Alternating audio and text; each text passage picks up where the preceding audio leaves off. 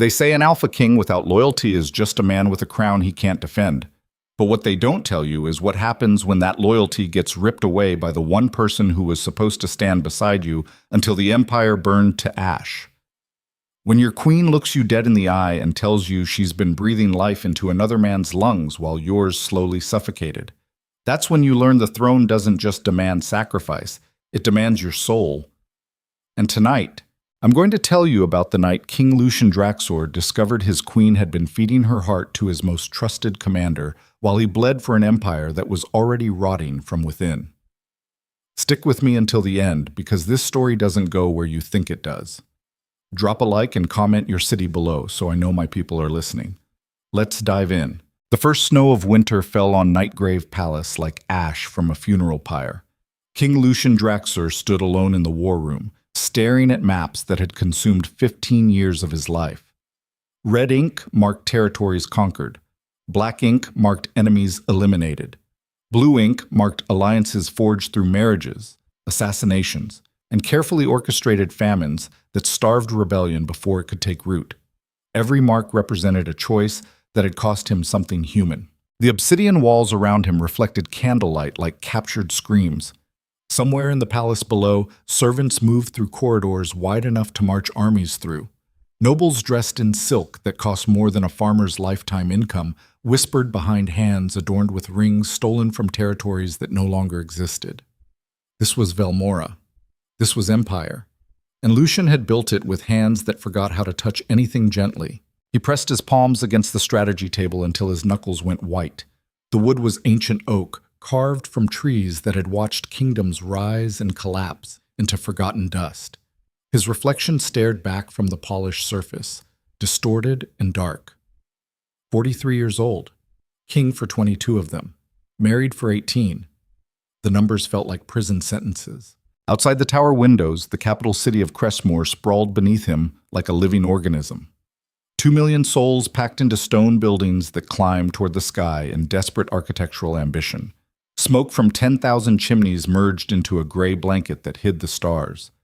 Even from this height, he could hear the city breathing, wagon wheels on cobblestone, merchant shouts, distant laughter from taverns where men who would never touch power gathered to pretend they understood it. Lucien envied them sometimes. Not often enough to matter, but sometimes. The door behind him opened without knocking. Only 3 people in the entire empire possessed that privilege. His royal guard commander Thorn, his master of whispers, Lady Seraphine, and his queen. He didn't turn around. He already knew who it was by the weight of her footsteps. Evelise moved through space like water finding cracks in stone. Quiet, inevitable, destructive given enough time. "Your counsel is waiting," she said. Her voice carried the kind of cold precision that noble women cultivated from childhood.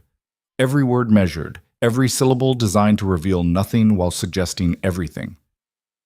Lucien kept his eyes on the maps. Let them wait. Silence filled the space between them like smoke from a fire neither could extinguish. He heard her breathing. Steady, controlled.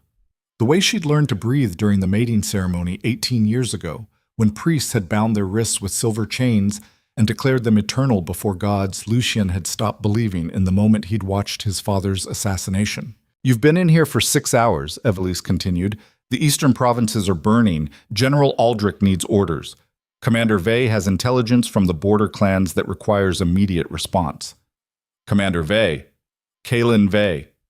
The name landed in the room like a blade hitting stone. Lucien finally turned to face his queen. She stood in the doorway wearing a dress the color of midnight, cut in the severe style that Velmoran royalty had perfected over centuries. No excess fabric, no unnecessary decoration, just clean lines that suggested power without begging for attention.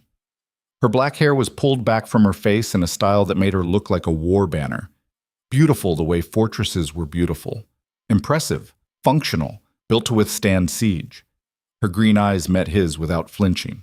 That was the thing about Evelise. She never flinched. Not during political executions, not during the border wars when enemy soldiers' heads decorated palace gates for weeks. Not even during the year their infant daughter had died from fever while the empire celebrated military victories in the streets below. She had learned to survive the throne the same way Lucien had, by killing everything soft inside herself. Tell me about Commander Vey's intelligence, Lucien said quietly. Something shifted in her expression, a micro-movement most people would have missed. But Lucien had spent 18 years studying this woman's face the way generals studied enemy terrain. He knew every defensive position, every vulnerable flank. He's identified 3 clan leaders coordinating the rebellion, Evelise replied. He recommends targeted elimination before they can unify the mountain territories. Lucien walked toward her slowly. His boots echoed against stone floors that had witnessed 4 centuries of royal authority. He stopped 2 feet away, close enough to see the slight tension in her jaw, far enough that touching her would require intention. And you trust his assessment? He's never been wrong, she said. The words hung between them like poison gas. Never been wrong. Not he's proven reliable. Not his record speaks for itself. But he's never been wrong. Personal, definitive, absolute. Lucien felt something crack inside his chest, not his heart. That organ had calcified years ago. This was something deeper, structural, the kind of fracture that happened in foundations right before buildings collapsed. Send word to the council, he said, his voice dropping to the register he used right before violence. I'll be there in 20 minutes. And tell Commander Vey I want to see him privately after the session. Evelise's eyes narrowed slightly. Understood. She turned to leave. Evelise. She stopped but didn't turn around. How long? Lucien asked. The question contained universes. How long have you been breathing easier when I'm not in the room? How long have you been looking at maps and seeing another man's hands instead of mine? How long have you been choosing someone else inside your head while standing next to me before the Empire? I don't know what you mean, she replied. Lucien laughed. It was not a happy sound. It was the laugh of a man who had just discovered the knife in his back had been there so long it had started to rust. Yes, you do. She left without responding. The door closed behind her with the soft click of a trap snapping shut.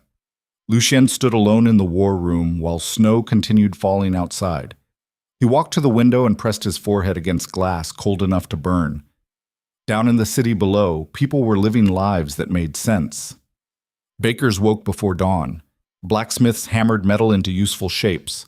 Mothers sang children to sleep with songs older than the empire itself. Simple lives built on simple truths.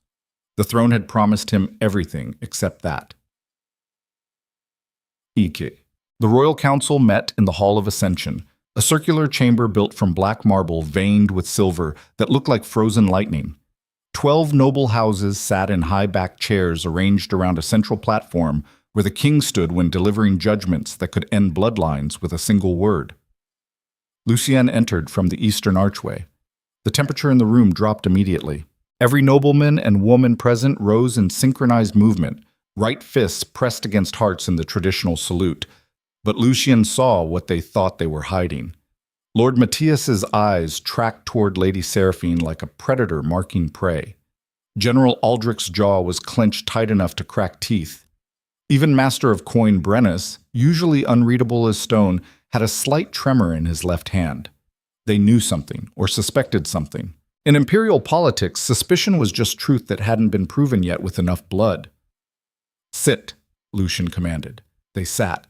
Commander Calen Vey stood near the southern window in full military regalia, black leather armor reinforced with steel plates, a long sword strapped across his back that had tasted enough enemy blood to qualify as a war monument.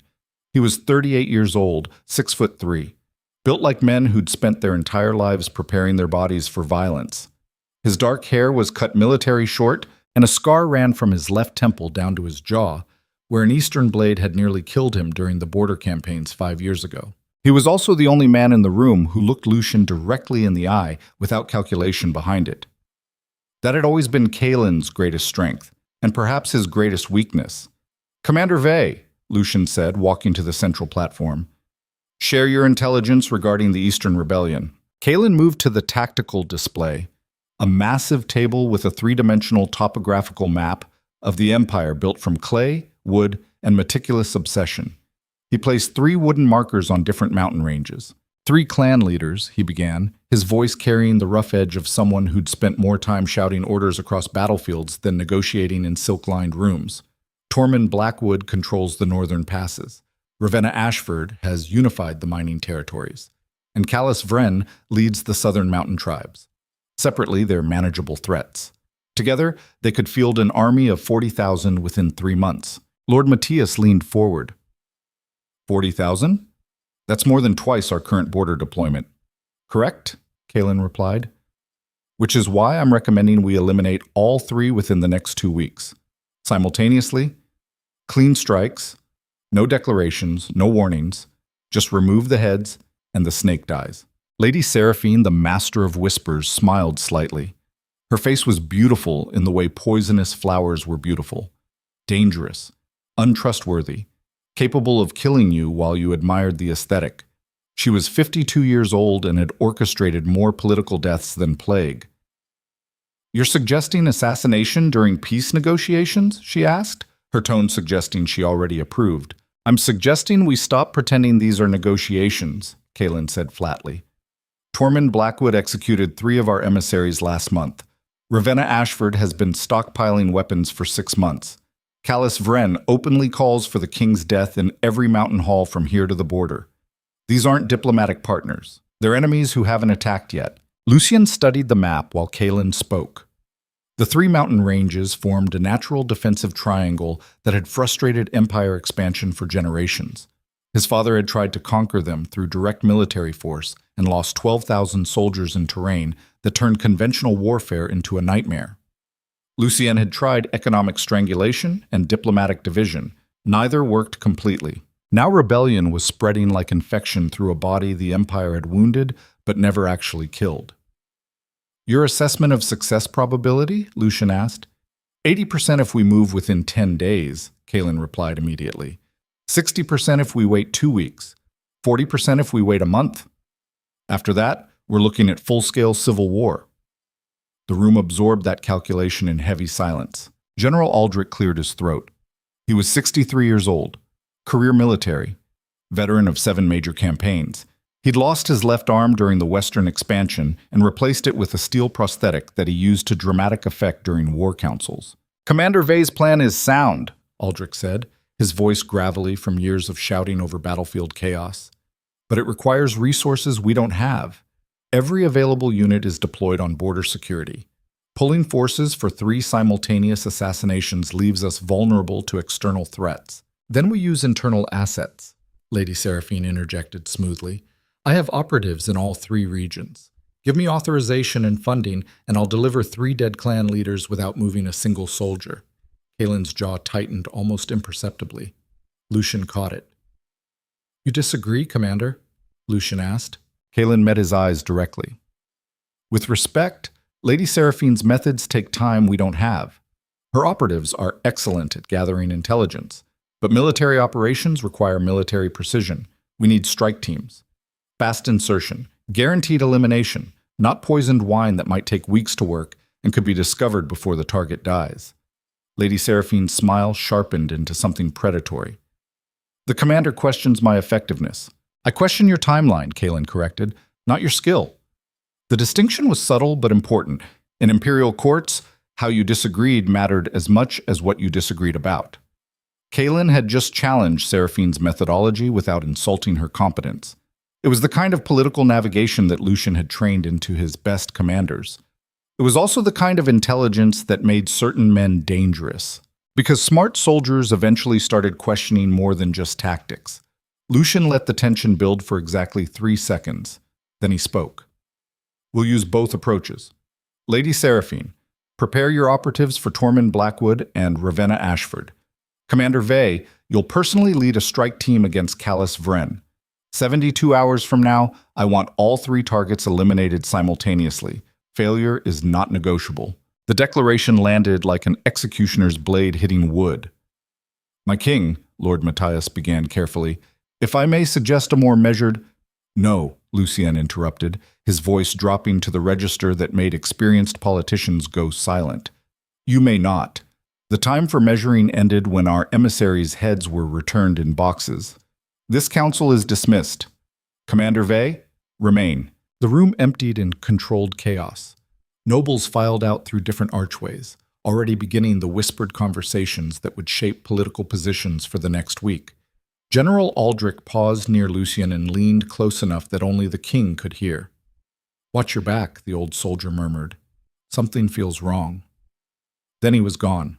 Lucien waited until every footstep had faded into distant corridor echoes. Then he turned to face Kalin Vey, the war hero, the Empire's most decorated commander, the man who'd saved Lucien's life during the border campaigns when an assassin's crossbow bolt had been aimed at the king's throat, the man who was sleeping with his queen. Lucien didn't know that for certain yet, but certainty was just conspiracy that hadn't been proven with enough blood. "You wanted to see me, my king?" Kalin asked. His posture was relaxed but ready, the stance of someone who'd spent too many years in combat zones to ever be truly at ease. His hands hung loose at his sides, but Lucien noticed they were positioned exactly where they'd need to be to draw the blade strapped across his back. Unconscious preparation, or conscious caution. "Tell me about the queen," Lucien said quietly. The words fell into the space between them like stones into still water. Ripples spread outward in invisible circles of consequence.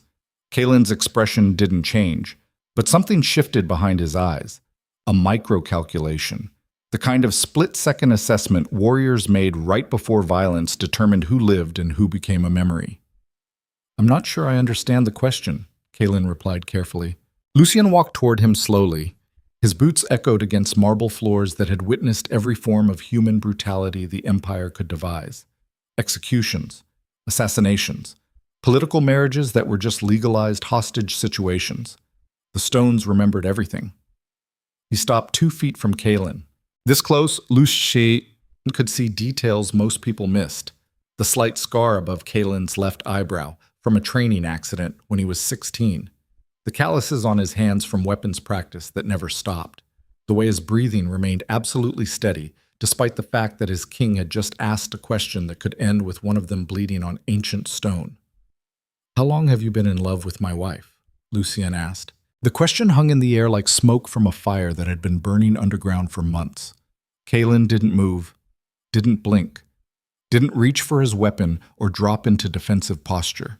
He just stood there meeting Lucien's eyes with the same direct honesty that had made him invaluable as a commander. And that honesty destroyed any remaining doubt Lucien had been clinging to. Because guilty men performed innocence. Liars constructed elaborate denials. But men telling the truth just stood there and let the consequences come. "I would never dishonor you," Kalin said quietly. Notice what he didn't say. He didn't say, "I'm not in love with her." He didn't say, "You're wrong." He didn't even say, "I don't know what you're talking about." He said, "I would never dishonor you," which meant he already had. Lucien felt something break inside his chest that he hadn't realized was still intact. Not his heart. That had stopped feeling anything resembling love years ago. This was something older, more primitive. The territorial instinct that existed in alpha males long before civilization taught them to disguise it with laws and ceremony.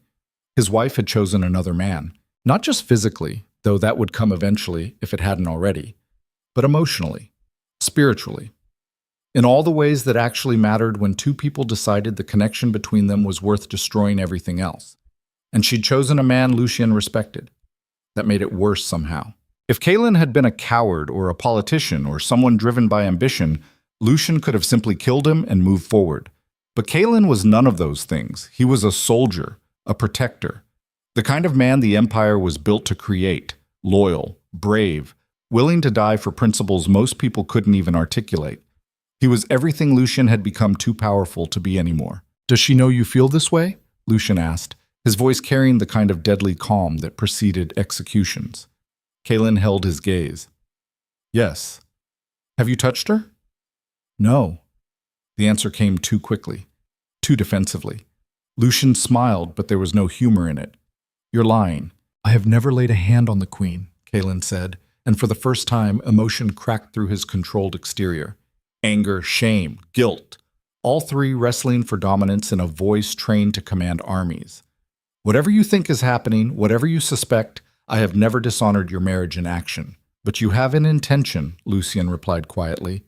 "And in empires built on loyalty, intention is just treason that hasn't happened yet." Silence crashed between them like a collapsing building. Kalin's hand twitched toward his sword hilt. Not to draw it, just to touch something familiar while his entire world rearranged itself into a shape that might end with him dying on the floor where he stood. "If you believe I'm a threat," Kalen said carefully, "then kill me now. Court-martial me. Execute me publicly. Send a message to anyone else who might forget where their loyalty belongs. But don't stand here and pretend you're surprised that your wife has been starving emotionally for years while you fed the Empire instead." The words landed like physical blows. Because they were true. Lucien knew they were true. Every noble in the palace knew they were true. Every servant who'd watched Evelise walk through halls like a beautiful ghost knew they were true. Even Lucien himself knew they were true in the part of his soul he'd stopped examining because looking too closely at his own choices required courage he no longer possessed. He'd sacrificed his marriage for the Empire, and now the Empire was demanding payment. "Get out," Lucien said quietly. "My king, I said, get out." Kalen stood there for exactly 3 seconds. Then he turned and walked toward the exit, his footsteps echoing against stone that had heard 10,000 similar dismissals. Right before he reached the archway, he stopped. He didn't turn around. "I never wanted this," Kalen said, his voice raw with something that sounded like genuine anguish. "She deserves better than what you've given her, but she also deserves better than me stealing what doesn't belong to me. I'll transfer to the border territories tomorrow. You'll never see me near her again." Then he was gone. Lucien stood alone in the Hall of Ascension while winter wind howled through high windows designed to make even weather sound like judgment. He walked to the tactical display and stared at the wooden markers representing 3 clan leaders who needed to die to preserve imperial stability. Such simple problems, such clear solutions. Kill the enemy, expand the territory, maintain control through superior force and better strategy. These were challenges he understood, variables he could manipulate, threats he could eliminate. But how did you kill the emotional distance between yourself and the person you'd promised to protect forever? How did you eliminate the years of choosing duty over connection? How did you assassinate the part of yourself that had stopped being capable of love right around the time you'd realized love made you vulnerable and vulnerable kings died first? Lucien pressed his palms against the tactical display until his knuckles went white. The wood was cool beneath his hands, solid, real, trustworthy in ways human beings never were. Somewhere in the palace below, Evelise was probably in her chambers, reading, planning, breathing easier now that he wasn't in the room demanding she perform the role of queen while giving her nothing that resembled actual partnership.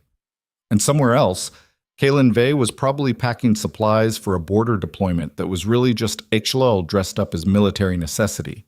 2 people who'd found each other in the emotional wasteland Lucien had created. The door opened behind him. He didn't turn around. He already knew who it was by the particular silence she brought into rooms. Evelise had a way of existing that made spaces feel colder, not because she wanted to, but because she'd learned to freeze everything soft inside herself just to survive proximity to the throne. "We need to talk," she said. Her voice carried that same controlled precision, but underneath it, Lucien heard something new. Or maybe not new, maybe just finally audible now that he was listening for it. Fear. Not of him exactly. Evelise had stopped fearing him years ago, but fear of what came next. Fear of the Empire discovering what Lucien had just confirmed. Fear of the scandal, the political fallout, the executions that would follow if this became public. Fear of losing Kalen. "I know," Lucien replied, still staring at the maps. She walked closer. He heard her breathing, steady, controlled, the way she'd learned to breathe during every crisis the Empire had thrown at them. Assassination attempts, border wars, the death of their infant daughter while nobles offered condolences that felt like threats. She'd survived all of it by becoming as cold as Lucy had. And now that coldness was destroying them both. "Lucien," she began. "Don't," he interrupted quietly. "Don't try to explain it. Don't try to justify it. Don't stand there and tell me it meant nothing or it was a mistake or any of the other lies people use when they get caught breaking promises." He finally turned to face her. She stood 10 feet away wearing the same midnight dress from earlier. But now her careful composure had cracks in it, small fractures that most people wouldn't notice. But Lucien had spent 18 years studying this woman's defenses. Her hands were clasped in front of her to keep them from shaking. Her jaw was tight. Her eyes were dry, but only through sheer force of will. She looked like someone preparing for execution. "How long?" Lucien asked. The question was simple. The answer contained multitudes. 6 months, Evelise replied. Her voice didn't waver. That was the thing about queens trained from childhood for political survival. They learned to deliver devastating truths with the same calm precision they used to discuss military logistics. 6 months. Half a year of choosing another man while standing beside Lucien before the Empire. Half a year of breathing life into someone else while Lucien slowly suffocated under the weight of a crown that demanded everything and offered nothing. "Did you sleep with him?" Lucien asked. "No?" "Don't lie to me, Evelise. I'm not," she said. And finally, emotion cracked through her controlled exterior. "We haven't. I wanted to. God knows I wanted to, but we didn't because I'm not ready to cross that line yet, and he respects me enough to wait until I am." The honesty was worse than any lie could have been, because it meant the affair wasn't just physical temptation that could be dismissed as weakness. It was emotional connection, genuine partnership, the kind of intimacy Lucien had stopped providing years ago when the throne had convinced him vulnerability was the same as failure. "Do you love him?" Lucien asked. Evelise met his eyes without flinching. "Yes." The word fell into the space between them like a stone dropping into an abyss.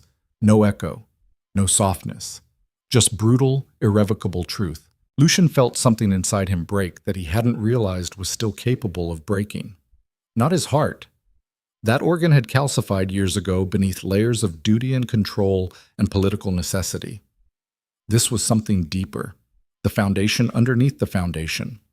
The last remaining fragment of the man he'd been before the crown had started slowly murdering him. "And do you love me?" he asked. The question hung in the air like smoke from a fire that had been burning underground for years. Evelise's eyes filled with something that looked like genuine grief. "I don't know anymore," she said quietly. "I loved you once. So much it terrified me. But you became unreachable. Every year a little more distant, a little more cold, a little more concerned with the empire than with the people inside it. And I learned to survive that distance by becoming just as cold, just as distant. Until one day I woke up and realized I'd forgotten what it felt like to be warm." Lucien turned away from her. He couldn't look at her face while she dismantled their marriage with surgical precision. Outside the windows, snow continued falling on the capital. 2 million souls going about their lives, completely unaware that their king was standing in a room discovering his entire world had been built on a foundation that was crumbling from within. "This will destroy us," Lucien said quietly. "Not just you and me. The empire. When this becomes public, and it will become public, every enemy territory will smell blood. The noble houses will fracture. Half will demand your execution to preserve imperial authority. The other half will use this as justification to attempt a coup. We'll be looking at civil war within months. I know," Evelise replied, "and you did it anyway." It wasn't a question, just an observation of how thoroughly she'd been willing to risk everything for emotional connection. "I didn't plan it," she said. "I didn't wake up one morning and decide to betray you. It just happened, slowly. Over conversations that felt more honest than anything we'd shared in years. Over moments when someone actually saw me instead of just the crown I was wearing. Over the gradual realization that I'd been emotionally starving for so long I'd forgotten what hunger felt like until someone offered me food." Lucien laughed. It was not a happy sound. It was the laugh of a man who'd just discovered the knife in his back had been there so long it had started to rust, and the person who'd put it there was describing it like an accident of fate rather than a choice. "So what now?" he asked, turning back to face her. "Do you want me to execute him? Banish him? Pretend this never happened and continue performing our marriage for the empire while we both die inside?" Evelise's composure finally shattered completely. Tears spilled down her face, but her voice remained steady. "I don't know. I don't know what I want except to stop feeling like I'm suffocating every time I walk into a room you're in. I don't know how to fix this. I don't even know if it can be fixed.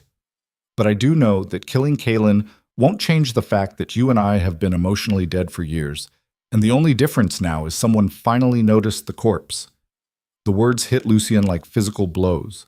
Because they were true. Every word was devastatingly, irreversibly true.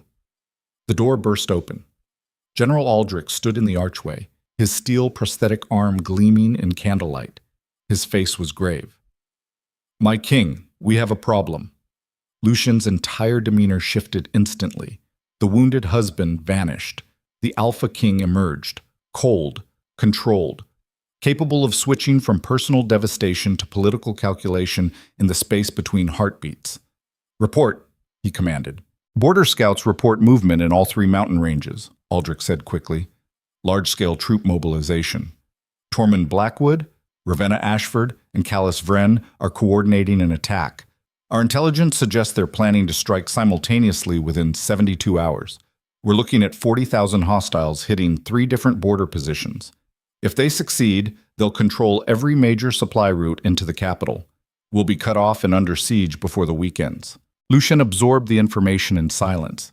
Then he walked to the tactical display and stared at the wooden markers representing 3 clan leaders who'd just decided to force the Empire's hand. Zhaoji suo yu zhu hui guan, he said quietly. Woman zai yi shao shune kaijan. General Aldrich saluted and disappeared.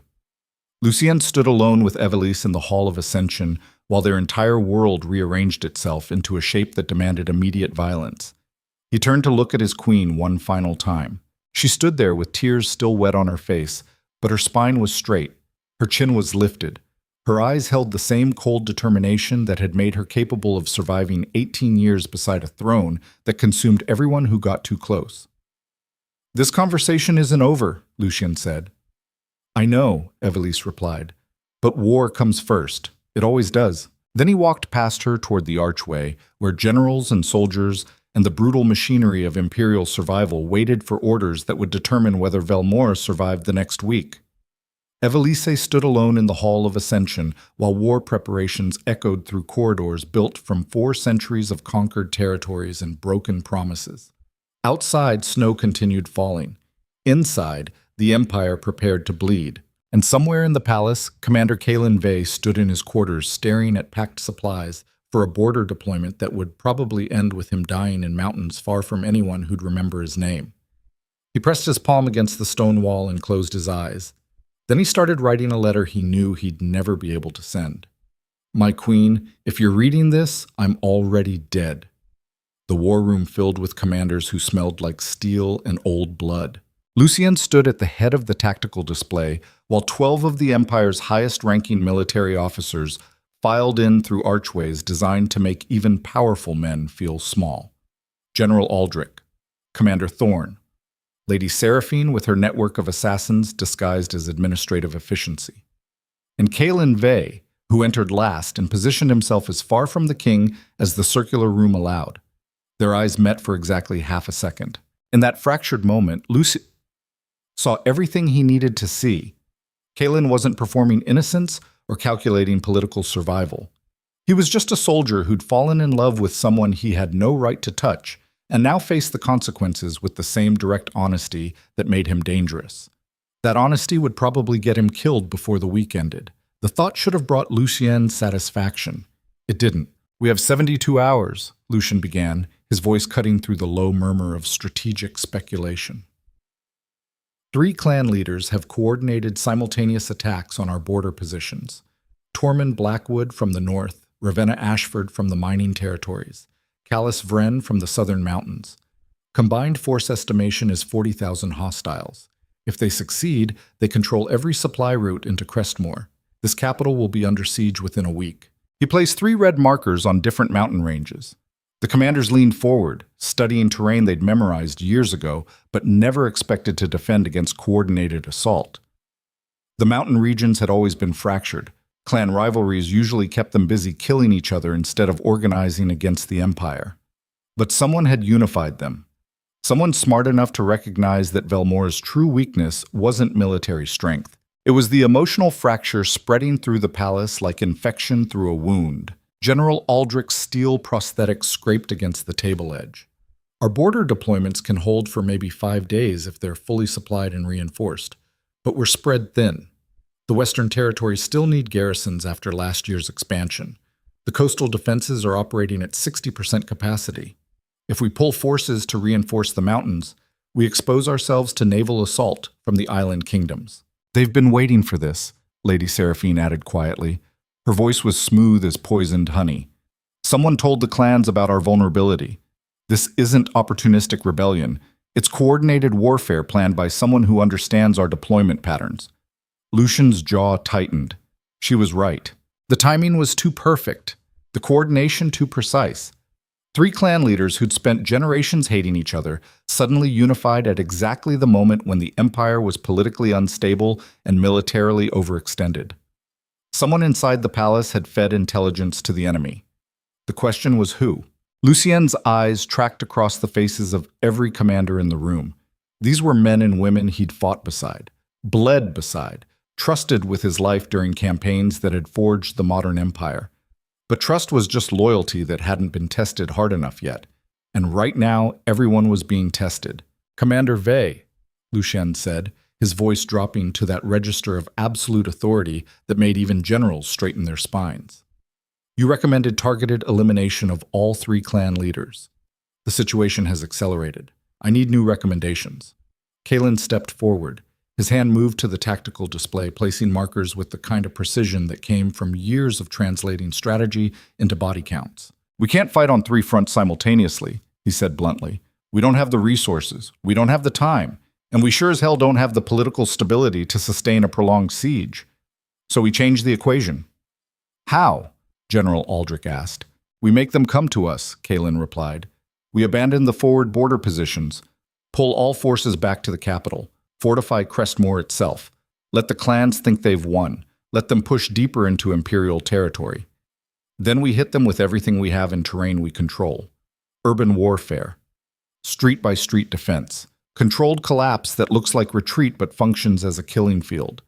The room went silent, because what Kalen was suggesting violated every principle of imperial warfare. Velmora had built its reputation on offensive dominance, territorial expansion, never surrender ground, never retreat, never show weakness that enemies could exploit. But Kalen was recommending strategic withdrawal. It was the kind of military thinking that either saved empires or destroyed them completely, depending on whether the gamble paid off. "You want to turn the capital into a battlefield?" Lord Matthias asked, horror creeping into his aristocratic voice. 2 million civilians, thousands of buildings, the economic center of the entire empire.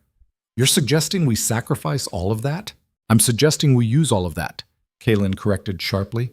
"Every street is a defensive position. Every building is a fortification. Every civilian is a potential asset. The clans are mountain fighters.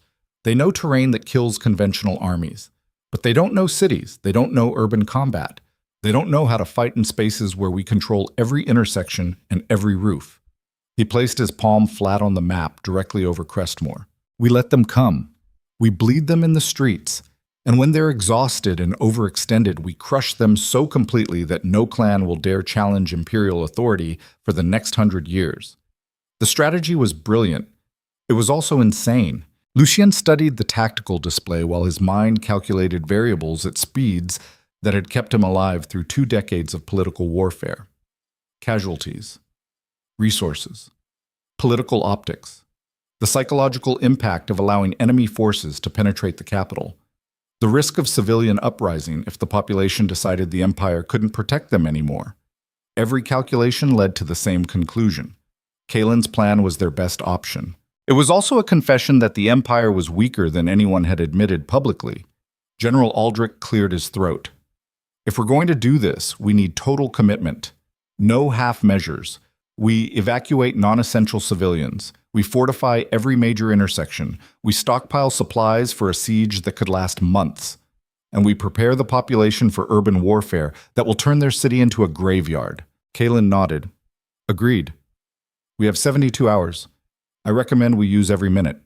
Lucien looked at Kalen directly. "This plan requires someone to coordinate the civilian evacuation while simultaneously preparing defensive positions across 200 square miles of urban territory. That's not a general's job. That's a commander's nightmare. Who leads it?"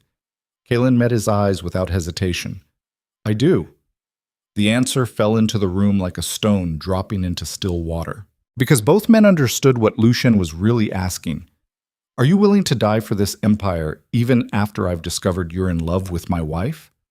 Are you capable of putting duty above personal desire when the cost is your own destruction? Are you still loyal to me even though I'd be justified in executing you where you stand?" Kalen had just answered all three questions, and Lucien hated him even more for it. Because it would have been easier if Kalen had been a coward or a traitor or someone driven by selfish ambition. Then Lucien could simply eliminate him and move forward. But Kalen was none of those things. He was exactly what the Empire needed. A soldier who understood that duty sometimes required sacrificing everything you wanted for the survival of something larger than yourself. He was the man Lucien used to be before the throne had slowly murdered that version of himself. "Fine," Lucien said quietly. "You have command of urban preparation. General Aldrich coordinates military deployment. Lady Seraphine, I need intelligence on who leaked our vulnerability to the clans. Someone inside this palace is working against us. Find them." Lady Seraphine smiled that poisonous smile. "Consider it done." The council began to disperse, commanders breaking into smaller strategic clusters to coordinate the impossible task of preparing a capital city for siege warfare in under 3 days. Lucien watched them work with the detached efficiency that came from decades of transforming human beings into strategic assets. Kalen moved toward the exit. "Commander Vey!" Lucien called out. Kalen stopped, but didn't turn around. The room had emptied except for the two of them. Even General Aldrich had left, recognizing the particular quality of silence that preceded violence. Lucien walked closer until he was standing directly behind Kalen, close enough to smell the leather of his armor, close enough to see the slight tension in his shoulders that came from standing in the presence of someone who could order your death with a single word. "If you fail," Lucien said quietly, "I will execute you personally. Not for incompetence, but because failure in this situation means the Empire collapses and I need someone to blame publicly to maintain authority. Do you understand?" Kalen finally turned around. His face was carved from stone, but his eyes held something that looked like genuine respect mixed with grief. "I understand," he replied. "And if I succeed, then you live long enough to watch me decide whether loving my wife is treason or just the natural consequence of me emotionally abandoning her for 18 years. The words hung between them like smoke. Kalen's jaw tightened. "With respect, my king, I never asked for this. I never wanted to be the man who made your marriage collapse. But I'm also not going to apologize for being the only person who made her feel human again." Lucien's hand moved to the dagger strapped at his waist. Not to draw it, just to remind both of them it was there. "You think you saved her?" Lucien asked, his voice dropping to something barely above a whisper. "You think your attention and your conversations and your emotional honesty rescued her from the monster I became? Let me tell you what you actually did. You gave her hope. And hope is the cruelest thing you can give someone trapped in a situation they can't escape. Because now she has to choose between duty and desire, between empire and love, between the crown that defines her entire existence and the man who makes her feel alive. You didn't save her, Commander. You condemned her to a different kind of suffering." Kalen absorbed the words without flinching. "Then maybe the problem isn't that I gave her hope," he said quietly. "Maybe the problem is that you built a life where hope felt like cruelty." The truth of it hit Lucien like a physical blow. He wanted to argue, wanted to defend the choices he'd made, wanted to explain that ruling an empire required sacrifices ordinary people couldn't understand. But the words died in his throat because somewhere deep beneath the armor of dominance and duty, he knew Kalen was right. He'd built a throne so high that everyone around him slowly suffocated from altitude. "Get out," Lucien said. Kalen left without another word. Lucien stood alone in the war room while wind howled through windows designed to make even weather sound like judgment. He walked to the tactical display and stared at the red markers representing enemy forces that would be here in 72 hours.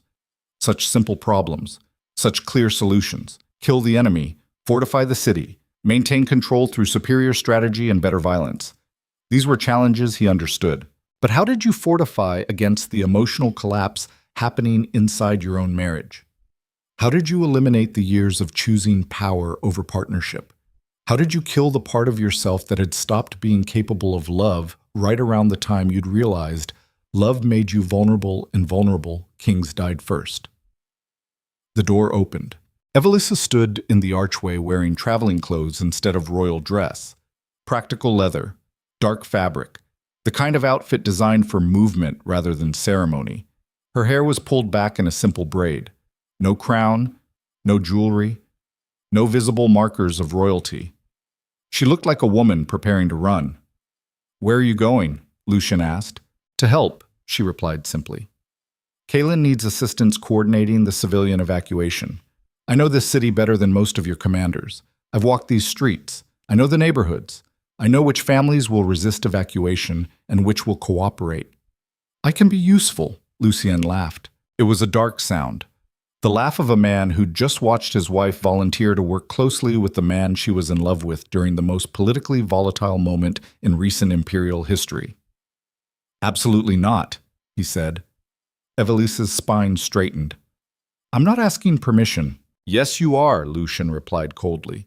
"You're still the queen. You still represent imperial authority, and I will not have you working directly with Commander Vey while the entire palace is watching for signs of weakness. The scandal alone would destabilize whatever political unity we have left. So I'm supposed to sit in my chambers and do nothing while the Empire prepares for war?"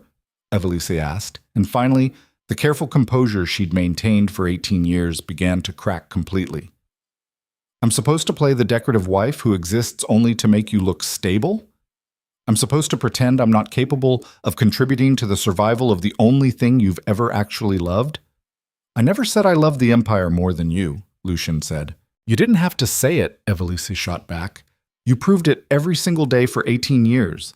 Every council meeting that ran late while I ate dinner alone. Every military campaign that kept you gone for months. Every conversation we had that started and ended with imperial business instead of anything resembling actual partnership. You married me to unite territories. I gave you political legitimacy. That was the transaction. Let's not pretend it was ever anything else." The words landed like artillery fire, because they were true. Every word was devastatingly, irreversibly true. Lucien had married Evelise because her family controlled the southern provinces and their alliance had prevented civil war. He'd performed affection publicly because stable royal marriages projected strength. He'd even managed to convince himself he loved her during the early years when duty and desire had occasionally aligned. But somewhere along the way, the throne had demanded a choice: love or power, partnership or survival. And Lucien had chosen the Empire every single time. That realization settled over him like armor made of guilt. "Go help Commander Vey," he said quietly. Evelise blinked in surprise. "What? You're right. You know this city. You can be useful. Go coordinate the evacuation. But understand something. Every moment you spend working with him, people will watch. They'll whisper. They'll construct narratives that will follow you for the rest of your life. And when this is over, when the war is won or lost, you and I are going to have a conversation about what happens next. Because I can't keep ruling beside someone who loves someone else. And you can't keep playing queen while your heart belongs to a soldier who's probably going to die in the next week anyway." The cruelty of the last sentence hung in the air like poison gas. Evelise's eyes filled with tears, but her voice remained steady. "You're right. We do need to have that conversation. But first, let's make sure there's still an empire left to have it in." Then she turned and walked out. Lucien stood alone in the war room while snow continued falling outside. He pressed his forehead against the cold glass and closed his eyes. This was the cost of absolute power. Not the wars or the assassinations or the political maneuvering. Those were just tactics. The real cost was the slow erosion of everything human inside yourself until all that remained was duty, wrapped in armor, pretending to be a person. And the worst part was knowing he'd done this to himself. Nobody had forced him to become emotionally unreachable. Nobody had demanded he sacrifice his marriage for imperial stability. He'd made those choices willingly because the throne had whispered promises that power could fill whatever emptiness grew inside him. The throne had lied. Power never filled anything. It just made the emptiness more expensive. The next 72 hours transformed Crestmore into a fortress built from controlled panic. Commander Kaylin Vey moved through the city like a storm system, organizing evacuation routes with military precision. Every major street became a potential battlefield. Every intersection was fortified with hidden archer positions and hastily constructed barricades. Civilian militia were trained in basic urban defense. Supply caches were hidden throughout the city. Escape tunnels were mapped for non-combatants who couldn't fight. Evelise worked beside him with the kind of focused intensity that came from years of suppressing every personal desire for the sake of duty. She knew which merchant families controlled which districts. She knew which neighborhood leaders could be trusted to organize resistance. She knew where the most vulnerable populations lived and how to evacuate them first. They worked together with brutal efficiency, and every person in the palace noticed. Servants whispered in corridors. Nobles exchanged glances during council sessions. Even soldiers stationed at checkpoints throughout the city started placing quiet bets on how long before the king executed his most valuable commander for the crime of emotional treason. Lady Seraphine watched it all with the patient calculation of a spider constructing webs, because scandals were just intelligence that hadn't been weaponized yet. On the second night, Evelise and Kaelin stood on the eastern wall overlooking the lower districts where merchant families had lived for generations. Smoke rose from 10,000 chimneys. Lantern light flickered in windows where families gathered around dinner tables, completely unaware that their city was about to become a graveyard. "This is going to cost thousands of lives," Evelise said quietly. Kaelin didn't look at her. He kept his eyes on the city below. "I know. And you're prepared to live with that?" "No," he replied. "But I'm prepared to do it anyway. That's what command means. Making choices that will haunt you forever because the alternative is worse." Evelise turned to study his profile. Even in dim lantern light, she could see the tension in his jaw, the weight in his shoulders, the particular exhaustion that came from carrying responsibility for outcomes you couldn't fully control. He looked like Lucien used to look before the throne had slowly murdered the human parts of him. "I'm sorry," she said. "For what?" "For putting you in this position.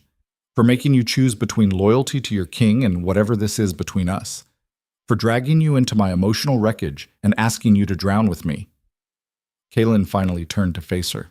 They stood 2 feet apart, close enough that anyone watching from below would see the physical proximity, far enough that touching her would require intention. "I don't feel dragged," he said quietly. "I feel awake. For the first time in years, I feel like I'm talking to another human being instead of performing rank and duty." "You didn't trap me, Evelise. You reminded me I was still capable of feeling something other than obligation." "That's not enough," she replied, her voice breaking slightly. "Feeling isn't enough when the empire is collapsing and your king wants you dead, and I'm still wearing a crown that means I can never actually choose you, even if I wanted to." "Then don't choose me," Kaelin said. "Choose yourself. Choose what you need to survive instead of what duty demands. Choose to be human again, even if it destroys everything else." "I don't know how to do that," Evelise admitted. "Neither do I," Kaelin replied. "But maybe that's the point. Maybe we learn together." They stood in silence while the city breathed below them. 2 people caught between duty and desire, between empire and love, between the roles they'd been trained to perform and the humans they'd become beneath the armor. Somewhere in the palace, Lucien stood in his private chambers staring at reports that outlined exactly how close the empire was to total collapse. Military intelligence, supply projections, casualty estimations that made his chest tighten with something that felt suspiciously like fear. He'd spent 2 decades building this empire, and now he was watching it fracture from within because he'd forgotten that power without partnership was just loneliness disguised as authority. A knock echoed through the chamber. "Enter," Lucien called. Lady Seraphine glided in like smoke finding cracks in walls. She held a sealed letter in her gloved hand. Her expression was professionally neutral, but Lucien had worked with her long enough to recognize the particular quality of silence that preceded devastating news. "You found the traitor," he said. It wasn't a question. Seraphine placed the letter on his desk. The seal was broken. The paper was stained with something that looked like blood, but was probably just wine spilled during interrogation. "Lord Matthias," she said simply, "he's been feeding intelligence to Tormund Blackwood for 6 months. Strategic deployments, supply routes, political weaknesses inside the court. Everything the clans needed to coordinate this attack." Lucien absorbed the information without visible reaction. Lord Matthias, senior council member, veteran of 3 military campaigns, married to a duchess whose family controlled mining territories essential to imperial economy. A man Lucien had trusted for 15 years. "Why?" Lucien asked. "Money initially," Seraphine replied. Blackwood promised him control of the northern territories after the empire collapsed. But the real motivation was simpler. He believed you'd become a tyrant. He thought bringing you down would save Velmora from authoritarian rule. The irony was almost beautiful. A man had betrayed the empire to save it from tyranny and instead triggered a war that would probably kill hundreds of thousands. "Where is he now?" Lucien asked. "In the lower dungeons," Seraphine said, "awaiting your judgment." Lucien stood and walked to the window. Down below, soldiers moved through streets preparing defenses that would determine whether the empire survived the week. Somewhere in that organized chaos, Evelise and Kaelin were working together, talking, building something that looked like partnership while Lucien's marriage continued its slow collapse into political formality. "Bring him to the throne room," Lucien said. "Public execution at dawn. I want every noble in the palace to watch what happens to traitors." Seraphine bowed and left. Lucien stood alone in his chambers while the weight of absolute power pressed against his throat like a blade that never stopped cutting. This was the cost. Not the wars or the strategies or the political maneuvering, but the slow realization that he'd become exactly what Lord Matthias had accused him of being, a tyrant who'd forgotten how to be human. But the execution happened at dawn while snow fell on the assembled crowd like ash from distant fires. Lord Matthias knelt on the obsidian platform in the palace courtyard. His hands were bound. His face was bruised from interrogation, but his spine remained straight. Even facing death, he carried himself with the particular dignity that came from believing his betrayal had been justified. Lucien stood above him on the raised throne platform where kings had delivered judgment for 4 centuries. Every noble house in Crestmore was present, generals, commanders, council members.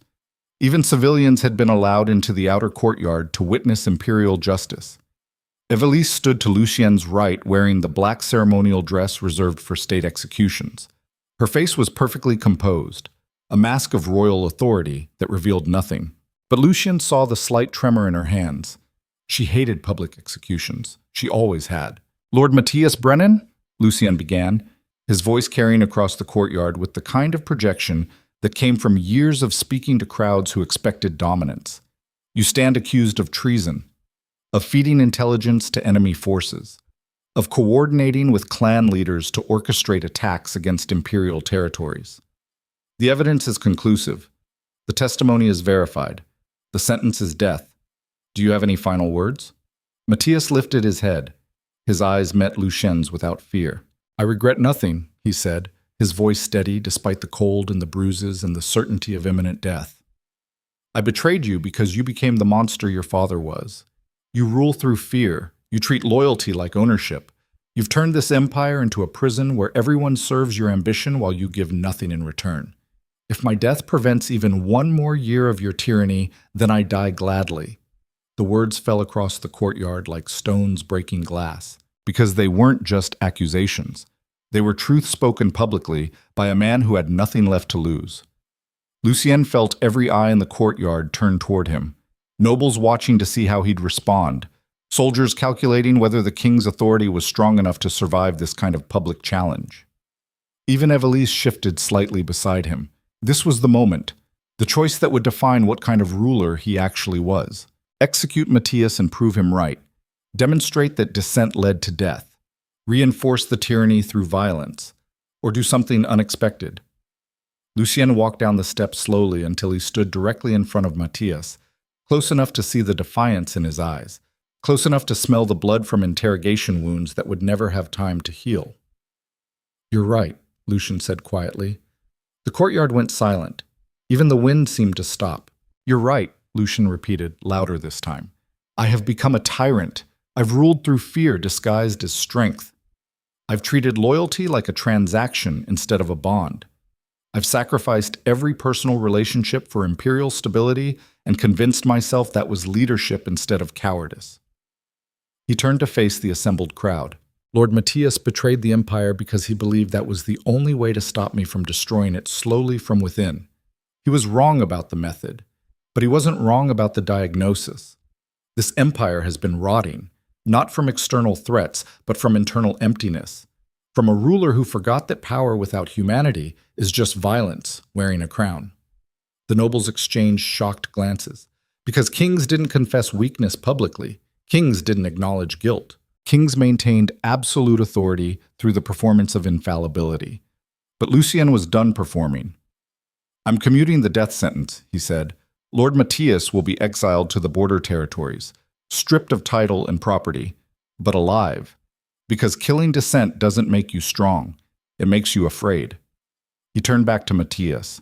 "You wanted to save the empire from tyranny. So did I. The difference is you were willing to destroy it to do it. I'm going to try something harder. I'm going to try changing it." The guards moved forward and lifted Matthias to his feet.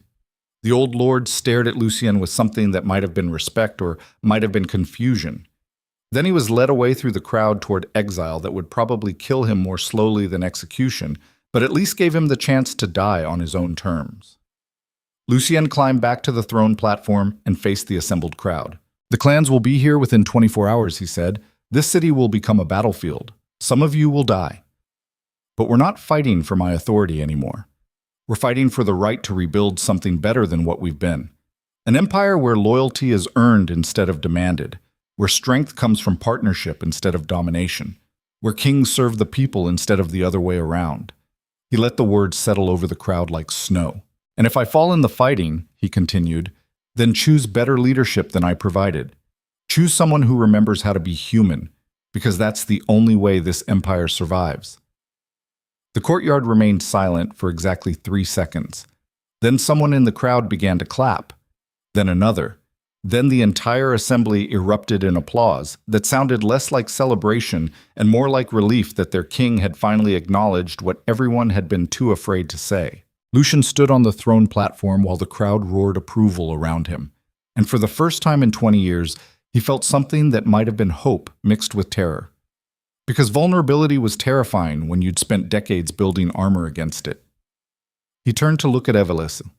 She was staring at him with tears streaming down her face and an expression that looked like she was seeing him for the first time in years. Or maybe seeing him again after he'd been gone so long she'd forgotten what he looked like without the crown. Wos. The clans attacked at midnight with the kind of coordinated precision that came from months of planning. 40,000 warriors hit 3 entrance points simultaneously: Northern Gate, Eastern Bridge, Southern Tunnel system that most people had forgotten existed. They came with siege equipment, war drums, battle cries in languages older than the empire itself. Crestmore transformed into hell within minutes. Kaelin commanded the eastern defense from a fortified position on the merchant district walls. Arrows filled the air like deadly rain. Catapults hurled burning pitch that turned wooden buildings into funeral pyres. Hand-to-hand combat erupted in streets too narrow for formation fighting. This was urban warfare at its most brutal. No clear lines, no organized retreat, just chaos measured in blood and screaming, and the particular sound bodies made when steel met flesh. Evelise worked 3 blocks behind the front line, coordinating civilian evacuation through underground tunnels that led to the palace district. Children crying, old people who couldn't move fast enough, families dragging whatever possessions they could carry while their homes burned behind them. She moved through the chaos like a ghost, calm and focused, and absolutely terrified. Somewhere in the fighting, Lucien led the northern defense personally. He'd abandoned the throne platform for actual armor, traded royal ceremony for the visceral reality of combat, where leadership meant bleeding beside the soldiers you commanded.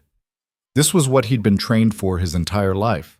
Not the political maneuvering or the council sessions or the careful performance of authority, but violence, clean, direct, honest in ways nothing else in his life had been for years. He killed efficiently. No wasted movement, no hesitation, just the brutal calculus of survival, where every enemy eliminated was one less threat to the empire he'd spent 2 decades building. But even as he fought, part of his mind was calculating the larger pattern. They were losing. Not immediately, not catastrophically, but slowly, inevitably. The clans kept coming in waves that never stopped. For every warrior they killed, 2 more appeared from the mountain passes. The Empire's forces were better trained, better equipped, better organized. But the clans had numbers and motivation and the kind of desperate courage that came from people who'd been oppressed too long and finally decided dying free was better than living as subjects.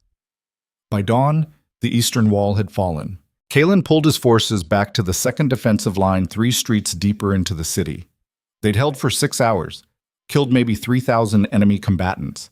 But the cost had been devastating. Half his soldiers were dead or wounded. The civilians hadn't evacuated fast enough. Bodies littered streets that would never be clean again. He stood on a rooftop overlooking the merchant district, while smoke rose from 100 different fires, and tried to calculate how much longer they could hold. The answer was maybe 2 more days. Then the empire would fall, and everyone he'd ever cared about would die in the collapse. He thought about Evelisa, wondered if she was still alive somewhere in the chaos below. Wondered if he'd ever get the chance to tell her that loving her had been the only time in his entire life he'd felt like something more than just a weapon the empire wielded against its enemies. Probably not. The world rarely gave soldiers time for romantic closure. A horn sounded from the northern wall, then another from the south. Kalen's blood went cold. That was the signal for total defensive collapse. All 3 entrance points had been breached. The clans were inside the city, and now the real slaughter would begin. Lucien fought his way through burning streets toward the palace district where Evelise had last been seen coordinating evacuations. Blood covered his armor. His sword arm ached from hours of continuous combat. Around him, soldiers screamed orders that nobody could hear over the roar of buildings collapsing and siege equipment tearing through structures that had stood for centuries. This was empire collapse in real time, not the slow political erosion he'd been fighting for years, but violent, final, the kind of destruction that redrew maps and ended bloodlines. He found Evelise in an underground tunnel beneath the market district. She was helping an old woman who'd fallen navigate through darkness lit only by torches that flickered in air too thick with smoke. Her dress was torn, her hands were bleeding, her face was covered in soot. She'd never looked more beautiful. "Evelise," he called out. She turned. For exactly half a second, relief flooded her expression. Then she went back to helping the old woman, guiding her toward the evacuation point where other civilians huddled in terrified clusters waiting for transport to the palace district that was probably their last defensible position. "We need to go," Lucien said, moving closer. "The entire eastern quadrant is burning. The clans are pushing deeper into the city. This tunnel won't be safe much longer." "I'm not leaving until everyone is evacuated," Evelise replied without looking at him. "There's no time," Lucien insisted. "We need to fall back to the palace. Fortify the final defensive position. If we lose the palace district, the empire ends tonight." "Then it ends," Evelisa said quietly. She finally turned to face him fully. Her eyes held something that looked like absolute certainty, mixed with exhaustion that went deeper than physical fatigue. "I'm done running," she said. "I'm done choosing empire over humanity. I'm done sacrificing real people for abstract principles. These civilians didn't start this war. They didn't betray anyone. They just wanted to live their lives without becoming collateral damage in power struggles between kings and clans. So I'm staying here until every last one of them is safe. And if that means I die in this tunnel, then at least I'll die doing something that actually mattered." The words hit Lucien like artillery fire. Because she was right. She'd always been right. The empire wasn't the buildings or the territory or the political authority. It was the people.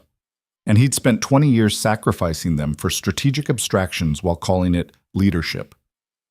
"I'll stay with you," he said. Evelise blinked in surprise. "What?" "I said I'll stay. Help you evacuate these people. Die beside you if that's what happens. Because you're right. About everything. About me. About what leadership actually requires. About the fact that power without humanity is just violence wearing a crown." He moved closer and took her hand. Her palm was rough with calluses from work he'd never noticed. Her fingers were cold. "I've been a terrible husband," he said quietly, "and an even worse king. But if I survive tonight, I'm going to spend whatever time I have left trying to become the man you needed me to be 18 years ago." Tears spilled down Evelise's face, cutting clean lines through the soot. "It might be too late," she whispered. "I know," Lucien replied, "but I have to try anyway." They stood in the tunnel while chaos raged above them. 2 people who'd spent 18 years destroying each other slowly. 2 people who'd finally learned that love wasn't enough if you never actually chose the person you claimed to love. A horn sounded from somewhere overhead. 3 sharp blasts. The signal for immediate retreat to final defensive positions. The empire was about to make its last stand, and every person still alive had exactly one choice left: fight or run. Die standing or live kneeling. Lucien squeezed Evelise's hand once. Then they went back to evacuating civilians while the world burned down around them, and the point of no return became a memory instead of a choice. The palace district burned like a funeral pyre built for empires. Lucien and Evelis emerged from the evacuation tunnels into chaos that had transcended strategy and collapsed into pure survival. 3,000 civilians huddled in the inner courtyard behind walls that had been designed to intimidate diplomats, not stop armies. Soldiers formed defensive perimeters with whatever materials they could scavenge: broken furniture, overturned carts, bodies of clan warriors who died trying to breach the gates. The eastern wall had fallen completely. Smoke rose in columns thick enough to blot out the dawn sky. Somewhere in the burning districts beyond the palace, Kaelin was still fighting, or already dead. Communication had broken down hours ago when the messenger runners stopped returning. General Aldrich met them at the inner gates. His steel prosthetic was covered in blood that wasn't his own. His face was carved from exhaustion and grim calculation. "We can hold maybe 6 more hours," he said without preamble. "After that, the gates collapse, or we run out of ammunition. Either way, this is the end position." Lucien absorbed the information without visible reaction. 6 hours. The number felt both impossibly long and horrifyingly short. 6 hours before the empire that had taken 4 centuries to build disappeared into a historical footnote. "What about reinforcements from the Western territories?" Evelis asked. 3 days out minimum," Aldrich replied, "even if they abandon their positions immediately. Which they won't, because doing that exposes the coastal provinces to naval assault. We're alone." The word landed like a death sentence. Alone. No reinforcements coming, no strategic miracle, no last-minute political alliance that would shift the balance. Just 3,000 exhausted defenders facing 40,000 clan warriors who'd tasted victory and weren't going to stop until they'd torn down every symbol of imperial authority. Lucien looked at Evelis. Her face was gray with fatigue, but her spine remained straight. Even facing the collapse of everything she'd known, she refused to break. That strength had always been there. He just stopped seeing it somewhere along the way when the throne had convinced him power was more valuable than partnership. "Get the civilians into the palace proper," Lucien ordered. "Fortify the throne room. If the outer courtyard falls, we make our stand there." "My king," Aldrich began carefully. "The throne room wasn't designed for defense. It's ceremonial architecture. High ceilings, multiple entrance points, no cover. If we're forced back that far, we're just choosing where we die." "Then we die in the place that represents what we were trying to protect," Lucien replied. "Better than dying in a courtyard built to show off wealth." Aldrich nodded and turned to relay orders. Evelise touched Lucien's arm. "Where's Kaelin?" The question hung in the air like smoke, because they both knew what it meant that he hadn't reported in for hours. In military campaigns, silence was just death that hadn't been confirmed yet with enough blood. "I don't know," Lucien admitted. And for the first time in their entire marriage, his voice carried genuine grief instead of political calculation. Because despite everything, despite the affair and the betrayal and the emotional wreckage, Kaelin had been the best commander Lucien had ever known. Loyal, brave, willing to die for principles most people couldn't even articulate. He'd been everything the empire was built to create, and Lucien had hated him for making Evelis feel human again. That realization settled over him like armor made of guilt. "I need to find him," Evelis said quietly. "Absolutely not," Lucien replied. "The Eastern District is a war zone. You'd die before you made it 3 blocks. "Then I die," she said simply. "But I'm not standing here safe while he's out there bleeding alone." She turned to leave. Lucien grabbed her wrist. Not roughly, but firmly enough that she stopped. Their eyes met. In that moment, Yen saw everything he'd spent 18 years refusing to acknowledge. She loved Kaelin, not casually, not as rebellion against an emotionally distant husband, but deeply, fundamentally. The way people loved when they'd found someone who made them feel less alone in a world designed to isolate them. And Lucien finally understood that trying to prevent that love was just another form of tyranny dressed up as marital authority. "I'll go with you," he said. Evelis blinked. "What?" "I said I'll go with you. If you're determined to find him, then you're not going alone. We find Kaelin together. We bring him back. And then we die defending this palace side by side like we should have been living all along." Tears spilled down Evelis's face. She didn't say anything. She just nodded. They moved through the burning city like ghosts navigating hell. Buildings collapsed around them in showers of sparks and ancient stone. Bodies littered streets that had witnessed 4 centuries of imperial commerce. Some were clan warriors. Most were civilians who'd been too slow or too stubborn or too unlucky to evacuate before the violence consumed everything. This was what empire collapse looked like up close. Not the strategic maps or the political analysis or the carefully worded historical accounts, but visceral, personal. The smell of burning flesh, the sound of children crying for parents who would never answer, the particular silence that settled over spaces where too many people had died too quickly. They found Kalen 3 blocks from the eastern wall. He was barricaded inside what used to be a merchant's warehouse with maybe 40 soldiers, all wounded, all exhausted, all fighting with the kind of desperate courage that came from men who knew they were already dead but refused to go quietly. Clan warriors surrounded the building in numbers that made tactical analysis meaningless. Maybe 500, maybe 1,000, enough that the mathematics of survival had collapsed into simple inevitability. Kalen stood near a shattered window directing defensive fire. Blood covered his left side from a wound that should have killed him hours ago, but he was still standing through sheer force of will. His sword was broken, his armor was cracked, but his eyes still held that direct honesty that had made him dangerous. He saw Lucien and Evelise emerge from the smoke. For exactly 3 seconds, something that looked like relief flooded his expression. Then tactical discipline reasserted itself and he gestured them toward cover behind an overturned wagon. "What are you doing here?" he demanded, his voice rough from shouting orders over battle chaos. "Coming to get you," Evelise replied. The building shook as something heavy hit the outer wall, probably a battering ram. The clan warriors were done trying to starve them out. They were going to tear the structure down around them. "You shouldn't have come," Kalen said. "This position is lost. We're all dead within the hour. You being here just adds 2 more bodies to the count." "Then we die together," Lucien said quietly. Kalen's eyes snapped to him. Surprise? Confusion. Maybe even respect mixed with the resignation of someone who'd accepted his fate hours ago. "My king," he began. "Don't," Lucien interrupted. "Don't call me that. Not now. Not here. We're past rank, past duty, past everything except the truth. And the truth is I treated you like a threat instead of recognizing you were just a man who saw value in my wife that I'd stopped looking for." Another impact shook the building. Dust rained from ceiling beams that wouldn't hold much longer. Lucien moved closer to Kalen, close enough to see the exhaustion carved into his face, close enough to smell the blood and smoke and human suffering that clung to everything in this nightmare. "You love her," Lucien said. It wasn't a question. "Yes," Kalen replied without hesitation. "And she loves you."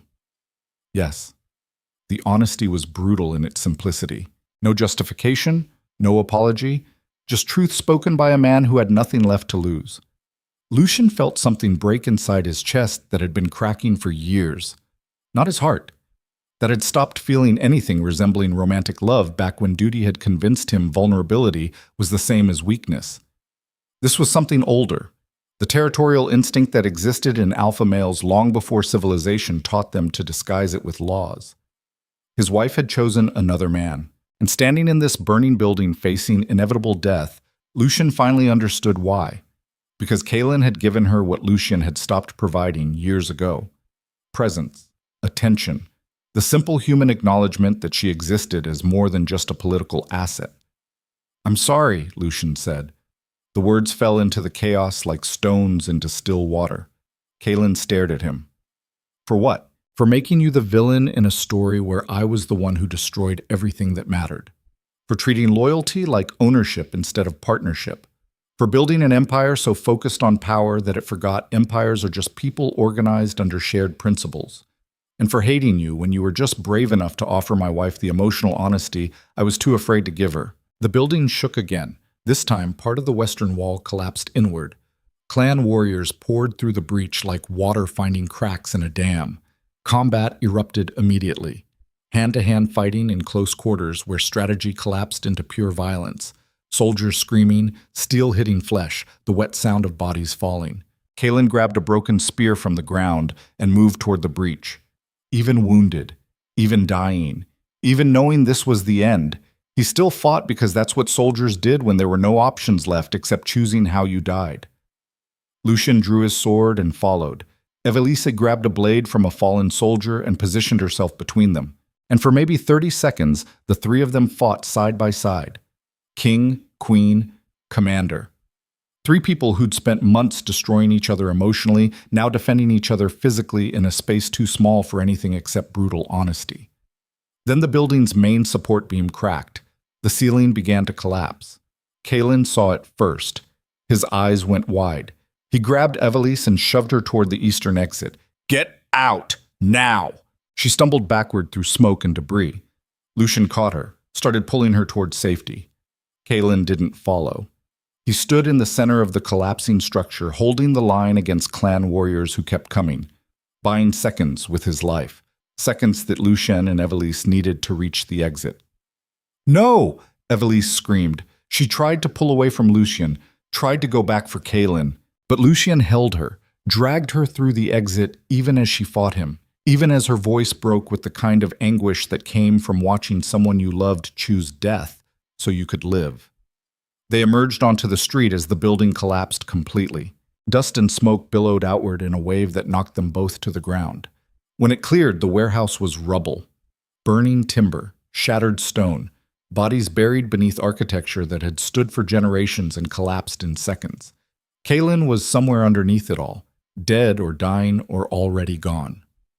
Evelise screamed his name until her voice broke. But the dead don't answer when you call them. They only leave silence that feels like accusation. Lucien pulled her to her feet. Clan warriors were already moving toward them through the smoke. They had maybe seconds before the street became their grave too. "We have to go," he said. "I'm not leaving him," she sobbed. "He's already gone," Lucien replied, and the words tasted like poison. "But we're not. And if his death means anything, it means we survived long enough to make sure this empire becomes something worth dying for." He dragged her through burning streets while she cried and fought, and eventually went silent with the kind of grief that was too large for words. Behind them, the eastern district continued burning. In front of them, the palace waited. And somewhere between those 2 points, the empire made its final calculations about whether survival was worth the cost. They reached the palace courtyard as full dawn broke. General Aldrich met them at the gates. His expression went from relief to confusion to horror as he processed their condition, covered in blood and soot. Evelise's eyes red from crying, Lucien's face carved from exhaustion that went deeper than physical fatigue. "Where's Commander Vey?" Aldrich asked. "Dead," Lucien replied simply. "Died buying us time to escape. The eastern district is lost. The clan forces are maybe an hour behind us. We make our stand here." Aldrich absorbed the information with the grim efficiency of someone who'd spent 50 years preparing for exactly this kind of moment. "Understood. I'll position our remaining forces for final defense." He started to turn away. "Wait," Lucien said. "There's something else. Something I need to know before this ends." Aldrich stopped. Lucien moved closer, close enough that the old general could see the doubt that had been growing in his eyes for hours, close enough to speak quietly so the nearby soldiers couldn't hear. "How did the clans coordinate this attack so perfectly?" Lucien asked. "How did they know exactly when we'd be most vulnerable? How did they breach defenses that should have held for weeks?" Aldrich's face remained neutral, but something shifted in his eyes, a micro-calculation that happened too fast for most people to catch. But Lucien had spent 20 years reading faces for signs of deception. "Lord Matthias wasn't the only traitor," Lucien said quietly. "Was he?" The question hung in the air like smoke from a fire that had been burning underground for months. Aldrich held Lucien's gaze for exactly 3 seconds. Then he smiled. It was not a pleasant expression. It was the smile of a man who'd been performing loyalty for so long that revealing the truth felt like taking off armor that had become a second skin. "You finally figured it out," Aldrich said. "Took you long enough." The words landed like artillery fire. Lucien felt the ground shift beneath him. Not literally, but psychologically. The foundation he'd built his entire reign on suddenly revealed as constructed from materials that had been rotting from within. "How long?" Lucien asked, his voice dropping to something barely above a whisper. 15 years, Aldrich replied casually. Ever since you executed those border families for rebellion. Remember that? 500 people. Men, women, children. You burned their villages because they refused to pay taxes during a famine year, and you called it necessary, called it strength, called it what empire required, Lucien remembered. He'd buried the memory beneath layers of strategic justification. But he remembered. That's when I understood you were going to destroy everything your father built, Aldrich continued. Not through weakness, but through the kind of tyranny that eventually consumes itself. So I started planning, coordinating, building networks with people who understood that sometimes you have to burn down the old empire to build something better. Evelise stood frozen beside Lucien. Her grief over Kaelin had transformed into shock that was somehow worse. Because this wasn't enemy infiltration. This was betrayal by someone who'd served the empire for 50 years. Someone Lucien had trusted like a father. You fed them everything, Lucien said, pieces clicking into place. Troop deployments, supply routes, political weaknesses. You orchestrated this entire attack. With help, Aldrich confirmed. Lord Matthias. Several council members you'll never identify because they're too smart to leave evidence. Even some of your best commanders who believed bringing you down was the only way to save what the Empire was supposed to represent. He gestured toward the soldiers positioned around the courtyard. Half of them are mine, loyal to me, waiting for my signal. The implication was clear. This wasn't a last stand against external enemies. This was a coup disguised as military defense. Why tell me now, Lucien asked. Because it's over, Aldrich replied. The clans will breach these gates within the hour. You'll die in the fighting, or surrender and be executed publicly. Either way, your reign ends today. And I wanted you to know, in your final moments, that you didn't fall to external enemies. You fell because the people closest to you decided you'd become exactly what you swore to destroy. Lucien's hand moved toward his sword, but Aldrich was faster. He pulled a blade from beneath his cloak and pressed it against Evelise's throat before Lucien could draw steel. The courtyard went silent. Every soldier turned toward them. Half moved into defensive positions, protecting Aldrich. The other half hesitated, unsure whether their loyalty belonged to the king or the general who'd trained most of them. This is how it ends, Aldrich said calmly. You order your soldiers to stand down. You surrender authority. The clans breach the gates. And you face whatever justice they decide appropriate. Or I kill the queen right here and trigger a bloodbath that destroys everyone in this courtyard. Lucien stood frozen. Every instinct screamed at him to attack, to kill Aldrich, to fight his way out of this trap through superior violence. But Evelise's eyes met his, and he saw calculation happening behind her grief. She was planning something. Understanding passed between them in that moment. After 18 years of marriage, they could still read each other when survival depended on it. Fine, Lucien said, raising his hand slowly. I surrender. Lower the blade. Let her go. Aldrich's smile widened. Good choice. For once, you put someone else before your ego. He lowered the blade slightly. That was the mistake. Evelise's elbow slammed backward into his ribs. The blade cut her shoulder but missed her throat. She dropped and rolled away. Lucien drew his sword in the same motion and lunged. But Aldrich was a 50-year combat veteran. He blocked the strike and countered with a speed that shouldn't have been possible for someone his age. Steel met steel in a clash that echoed across the courtyard. The soldiers loyal to Aldrich moved forward. The soldiers still loyal to Lucien moved to intercept, and the palace courtyard descended into civil war. This was different from fighting clan warriors. This was brother against brother, soldiers who'd trained together, fought together, bled together for the same empire, now killing each other because the empire had fractured into competing visions of what survival required. Lucien fought Aldrich in the center of the chaos. Two men who'd known each other for decades, who'd planned campaigns together, who'd celebrated victories and mourned losses together, now trying to kill each other with the same clinical efficiency they'd once directed at external enemies. You were like a father to me, Lucien said between strikes. I know, Aldrich replied, parrying and countering. That's why this hurts. Their blades locked. They stood face to face, close enough to see every scar, every line of exhaustion, every year of service that had led to this moment. I would have changed, Lucien said. You saw it this morning. The execution, the confession. I was trying to become something better. Too late, Aldrich replied. Deathbed conversions don't erase 20 years of tyranny. You built this empire on fear. Now you get to watch it collapse from within. He shoved Lucien backward and struck. The blade caught Lucien across the ribs. Not deep enough to kill immediately, but enough that blood started soaking through his armor. Lucien stumbled. Around him, the courtyard was carnage. Soldiers killing soldiers. Civilians caught in crossfire. The palace gates shaking as clan warriors outside realized internal chaos had compromised the defense and started their final assault. This was how empires ended, not with strategic defeat or political collapse, but with the people who built them deciding the cost of maintaining them was no longer worth paying. Evelise appeared beside Lucien. She'd grabbed a sword from a fallen soldier. Her shoulder was bleeding from where Aldrich's blade had cut her, but her eyes held the same cold determination that had made her capable of surviving 18 years beside the throne. We need to fall back, she said. Get to the throne room. Make our stand there.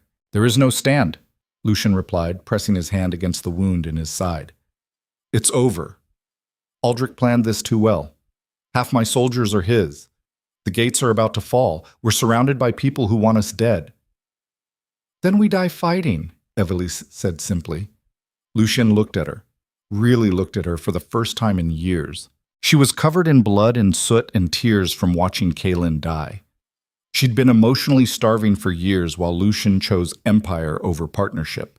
She'd fallen in love with another man because he'd given her basic human connection. She had every reason to let Lucien die here and walk away free.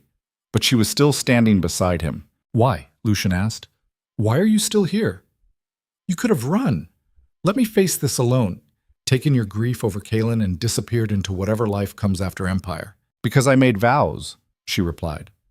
And despite everything, despite the affair and the distance and all the ways we destroyed each other, those vows still mean something. Not the political ceremony, but the promise underneath it. To stand together when everything collapses. To be human together even when being human feels impossible. The gates exploded inward. Clan warriors poured through in a wave that made tactical resistance meaningless. Thousands of them, screaming war cries in languages older than civilization, carrying banners decorated with symbols that represented freedom from imperial oppression. They crashed into the courtyard like water breaching a dam. The soldiers still fighting each other tried to regroup, tried to form defensive lines, tried to transform civil war back into coordinated resistance. But it was too late. The mathematics of survival had collapsed completely. Lucien grabbed Evelise's hand. They ran toward the palace proper through chaos that had transcended military strategy and become pure nightmare. Bodies everywhere, buildings burning, the sound of empires dying measured in screams and collapsing architecture.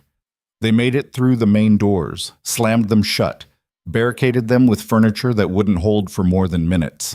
The throne room waited at the end of the main hall. Empty now except for the obsidian throne that had witnessed 4 centuries of imperial authority. They stood before it, king and queen, covered in blood and grief and the wreckage of everything they'd tried to build. This is it, Lucien said quietly. This is how the empire ends. Evelise looked at him, then at the throne, then back at him. No, she said. This is how your empire ends, but maybe something better comes next. The doors exploded inward. Clan warriors flooded the hall. Behind them came Aldrich, still alive, still carrying that smile that suggested victory tasted exactly like he'd imagined. Surrender, he called out. It's over. Lucien looked at the throne behind him. 4 centuries of imperial authority. His father had died defending it. His grandfather had expanded the territories it ruled. Generations of kings had believed it represented something permanent. But nothing was permanent. Everything collapsed eventually. The only choice was whether you went down clinging to the past or tried to build something different from the ruins. I surrender, Lucien said. He dropped his sword. The sound of steel hitting marble echoed through the throne room like a death knell. Evelise stared at him. You're giving up? I'm choosing survival over pride, Lucien replied. I'm choosing the possibility of rebuilding over dying for a symbol. I'm choosing to be human, instead of performing kingship until my last breath. He turned to face Aldrich and the assembled warriors. You wanted to end the tyranny, he said, his voice carrying across the hall. Fine. It ends now. But understand something. Killing me just creates another tyrant. Someone worse. Someone who learned from my mistakes, but none of my restraint. If you actually want to build something better, then we negotiate. We create something new. We transform this empire into what it was always supposed to be. The hall went silent, because surrender was expected. Negotiation was not. Aldrich walked forward slowly. His blade was still drawn. Blood covered his armor from the fighting. His eyes held calculation that came from 50 years of military strategy. And why should we trust anything you say? He asked. You shouldn't, Lucien replied honestly. I've given you no reason to trust me, but I'm offering you something no defeated king has ever offered before. Total reformation. Dissolution of absolute monarchy. Distributed authority. A council that represents territories instead of bloodlines. Real change, instead of just different names on the same tyranny. Around him, clan leaders exchanged glances. Some skeptical, some intrigued, all of them calculating whether killing him was more valuable than using him to legitimize whatever government they built from the ruins. This is your choice, Lucien continued. Kill me and spend years fighting over who rules next, or accept my surrender and use imperial authority to create something that might actually survive longer than one generation. Aldrich stood 3 feet away. His blade was pointed at Lucien's throat.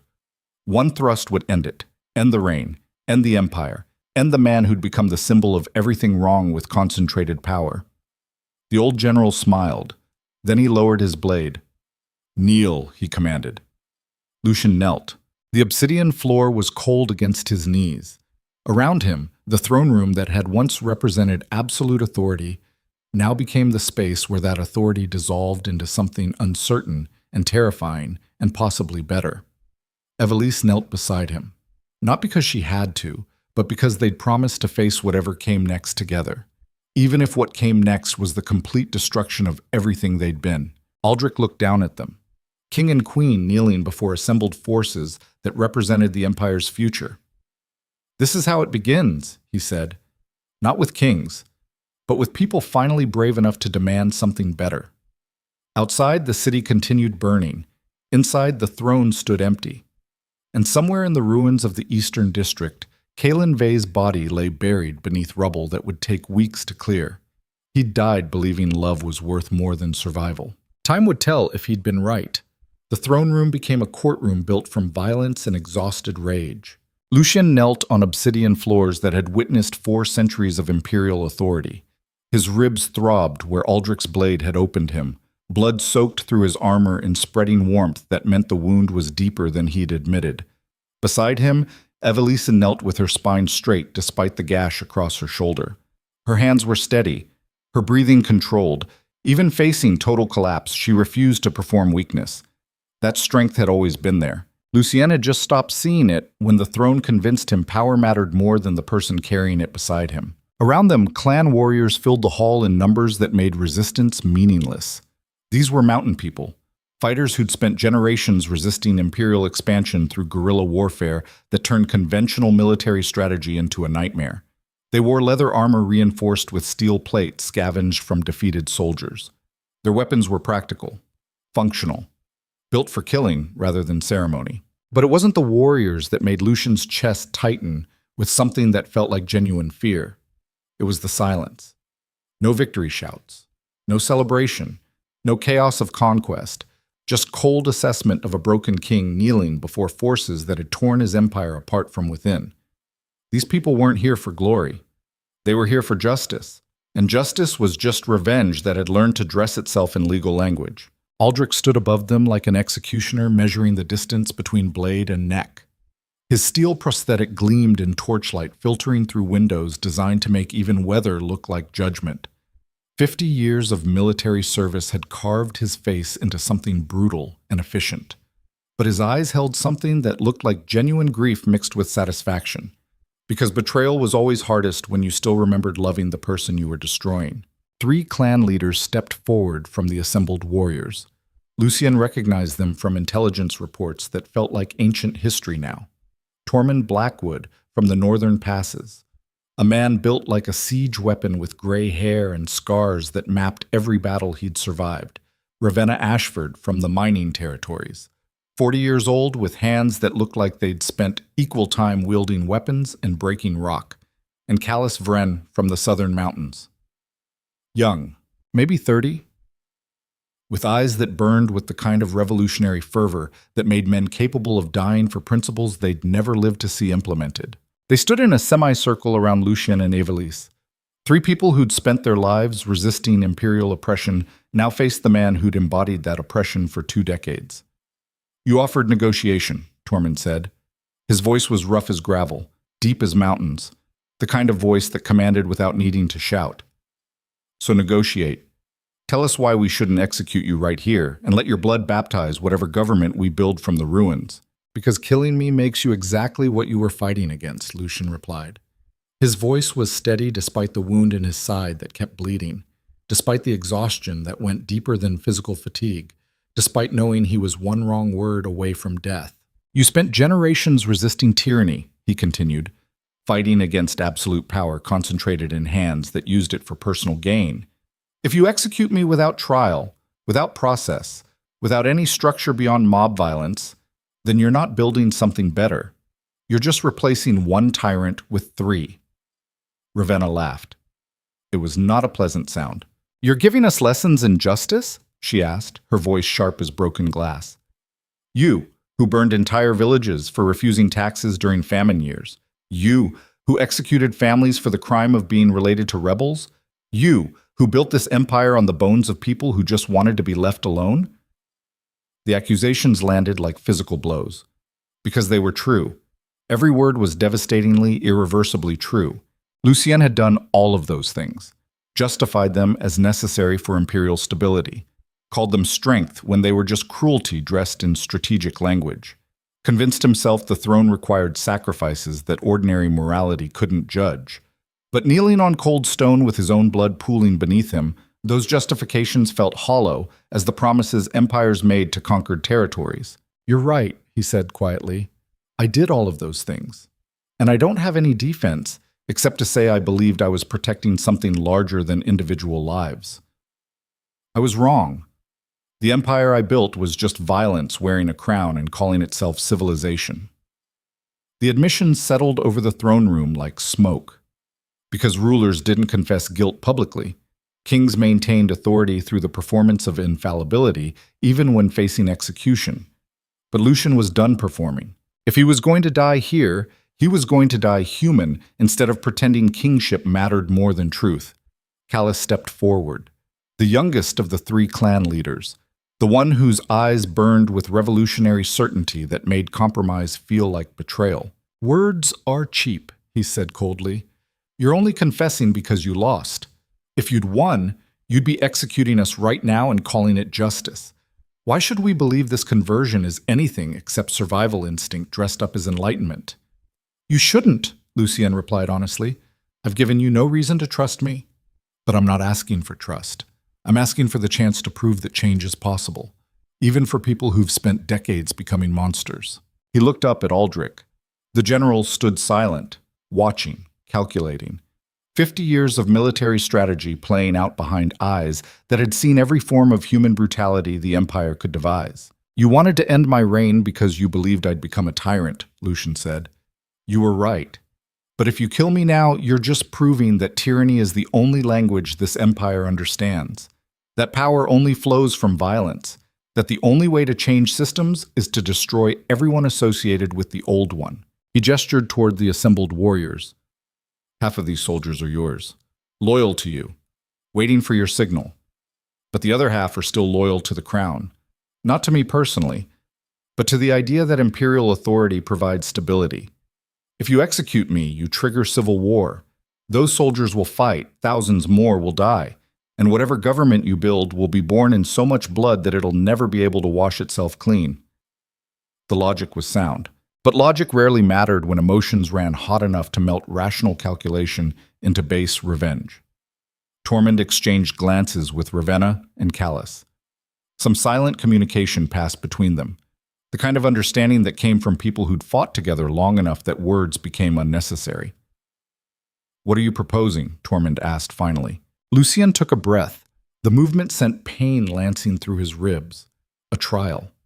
Public. Transparent. With representatives from every territory in the Empire sitting in judgment. Not just clan leaders, but nobles, merchants, soldiers, even civilians. Let everyone witness the evidence. Let them hear the accusations. Let them decide whether execution serves justice or just satisfies bloodlust. And if they decide you deserve death, Ravenna asked, then I die, Lucien said simply. But at least I die under a system that values process over vengeance, and that system becomes the foundation for whatever comes next. The throne room went silent, because what Lucien was proposing had never happened in imperial history. Kings didn't submit to trials. They ruled until they were assassinated or died in bed, surrounded by heirs who'd already started fighting over the corpse. But Lucien was suggesting something unprecedented. Voluntary submission to judgment by the people he'd ruled. It was either the most brilliant political maneuver anyone had ever attempted, or the desperate gamble of a man with no options left. Probably both. Aldrich finally spoke. His voice carried authority that came from 5 decades of command. You're asking us to trust that you'll accept the verdict, that you won't use this trial as a platform to consolidate support, that you won't try to manipulate the outcome through political maneuvering you've perfected over 20 years.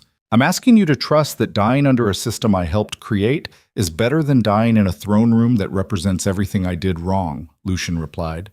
And I'm promising that if the verdict is death, I'll walk to the execution platform voluntarily. No guards, no chains, just me accepting consequences I spent too long avoiding. Evelise's hand found his. Her fingers were cold.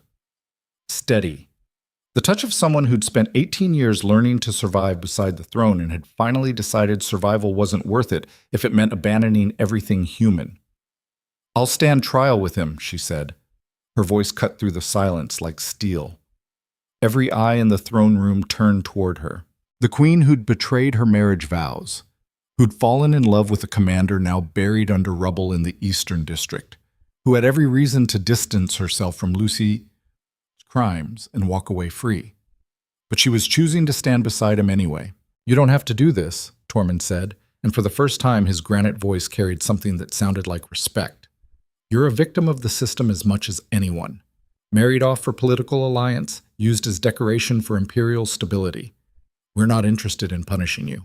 I'm not a victim, Evelise said firmly. I was complicit. I stood beside him during executions. I approved strategies that killed thousands. I wore the crown and benefited from every conquest. The fact that I was emotionally abandoned doesn't absolve me of responsibility for what this empire did in my name. She stood slowly. The movement sent blood dripping from her shoulder wound, but her spine remained straight. Her chin lifted. Her eyes held the same cold determination that had made her capable of surviving 2 decades beside a throne that consumed everyone who got too close. If Lucien faces trial, I face it with him. If the verdict is death, we die together. That's what marriage actually means when you strip away the political theater. Standing together when everything collapses. Being human together even when being human costs everything. The words landed like stones into still water. Ripples spread outward in invisible circles of consequence. Because this wasn't just a queen defending her king. This was a woman choosing partnership over self-preservation, duty over escape, the hard work of being human instead of performing whatever role kept her safe. Aldrich looked at Tormund. The clan leader looked at Ravenna. She looked at Callus, the youngest revolutionary whose eyes still burned with certainty that violence was the only language tyranny understood. For exactly 10 seconds, the throne room held its breath. Then Callus spoke. No, he said flatly. This is a manipulation, a desperate attempt to buy time, to use process as a shield against justice. You want a trial? Fine. The trial is this. You're guilty. The empire you built is guilty, and the sentence is death, immediate, public, permanent. He drew his blade. The sound of steel leaving leather echoed across obsidian floors. Half the warriors in the throne room moved to support him. Young fighters, revolutionaries, people who'd lost families to imperial expansion and wanted blood as payment for decades of oppression. The other half hesitated, because killing a surrendered king felt different than killing one who was still fighting. Aldrich raised his hand. The gesture wasn't dramatic, just a simple movement that somehow commanded absolute attention. Everyone went still. "Put away the blade," Aldrich said quietly. Collis stared at him. "You're joking. After everything he's done, you're going to let him hide behind legal process?" "I'm going to let him prove whether his conversion is genuine or just performance," Aldrich replied. "Because if we kill him now, we're just proving that power only flows from violence, that the only difference between tyranny and revolution is who's holding the sword." He looked at Lucien, still kneeling, still bleeding, still choosing words over resistance, even though every alpha instinct probably screamed at him to die, fighting instead of submitting to judgment. "You want a trial," Aldrich said. "You get one. 3 days from now. In the palace courtyard. Every territory sends representatives. Every accusation gets heard. Every crime gets documented. And at the end, the assembled witnesses decide whether you deserve mercy or execution." He paused. "But understand something. If you try to escape, if you attempt to manipulate the outcome, if you show any sign that this surrender was strategic theater instead of genuine transformation, I will kill you myself, slowly, publicly, in ways that make execution look merciful." The threat hung in the air like smoke. Lucien met Aldrich's eyes without flinching. "Understood." "Then get up," Aldrich commanded. "You're not a king anymore. You're a prisoner awaiting trial. Act like it." Lucien stood slowly. His legs were unsteady. The wound in his side pulled with every movement. Evelise stood beside him. Her shoulder was still bleeding. Her face was gray with fatigue, but her hand remained locked with his. Two people who'd spent 18 years destroying each other. Two people who'd finally learned that partnership required more than just standing in the same room wearing crowns. Two people who were about to discover whether genuine transformation was possible or just another lie empires told themselves while dying. Soldiers moved forward. Not Aldrich's people, not clan warriors, but imperial guards who'd served the throne long enough that loyalty had become reflex rather than choice. They didn't draw weapons. They just formed an escort, a living corridor leading from the throne room toward the lower chambers where prisoners were held before trial. Lucien walked through that corridor with Evelise beside him. Every step took him further from absolute authority and closer to whatever justice looked like when stripped of political theater. The throne remained behind them, empty, waiting. A symbol of power that had consumed everyone who sat on it and now stood abandoned while the empire calculated whether survival required keeping it or burning it to ash. The lower chambers were exactly what prison cells should be. Cold stone, iron bars, no windows, just torchlight filtering through corridors designed to make even breathing feel like punishment. They were placed in separate cells. Lucien lay on a wooden bench that barely qualified as furniture and stared at ceiling stones that had absorbed 4 centuries of human suffering. His ribs throbbed. The wound had been cleaned and bandaged by a healer who'd worked in silence that felt like accusation. Every breath hurt. Every movement reminded him that he was mortal, vulnerable, capable of dying just like every person he'd sentenced to death over 20 years of rule. That realization should have terrified him. Instead, it felt like relief, because pretending to be invulnerable had been exhausting. Footsteps echoed in the corridor outside, heavy boots, multiple people, the sound of authority that expected doors to open without asking. Aldrich appeared at the cell entrance. He stood there for exactly 5 seconds without speaking, just studying Lucien the way generals studied territory before deciding whether conquest was worth the cost.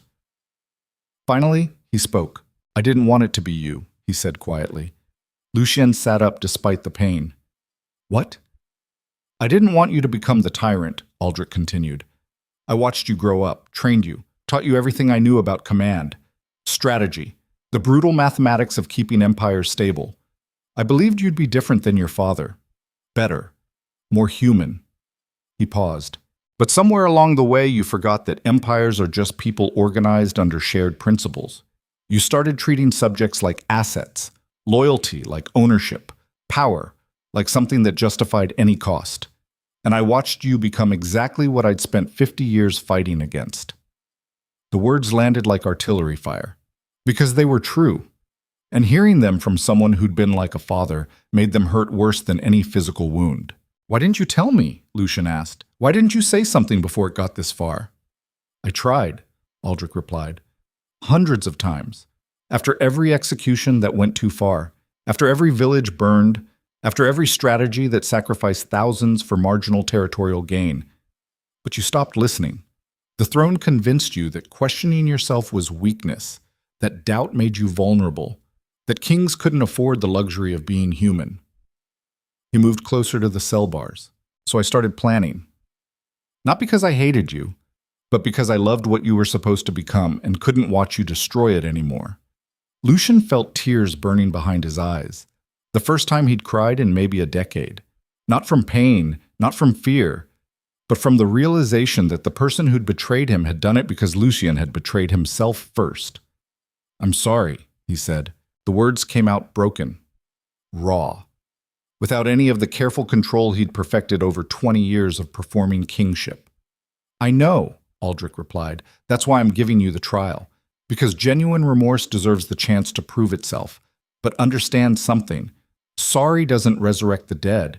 It doesn't unburn the villages. It doesn't give families back the people you executed.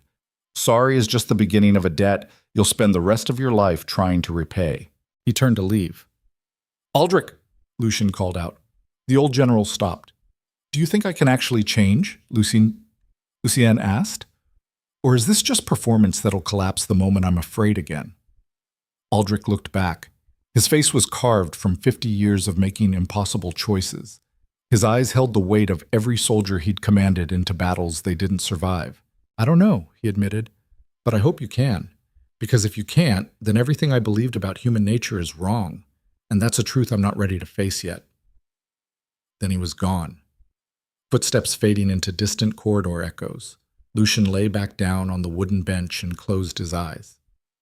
3 days until trial.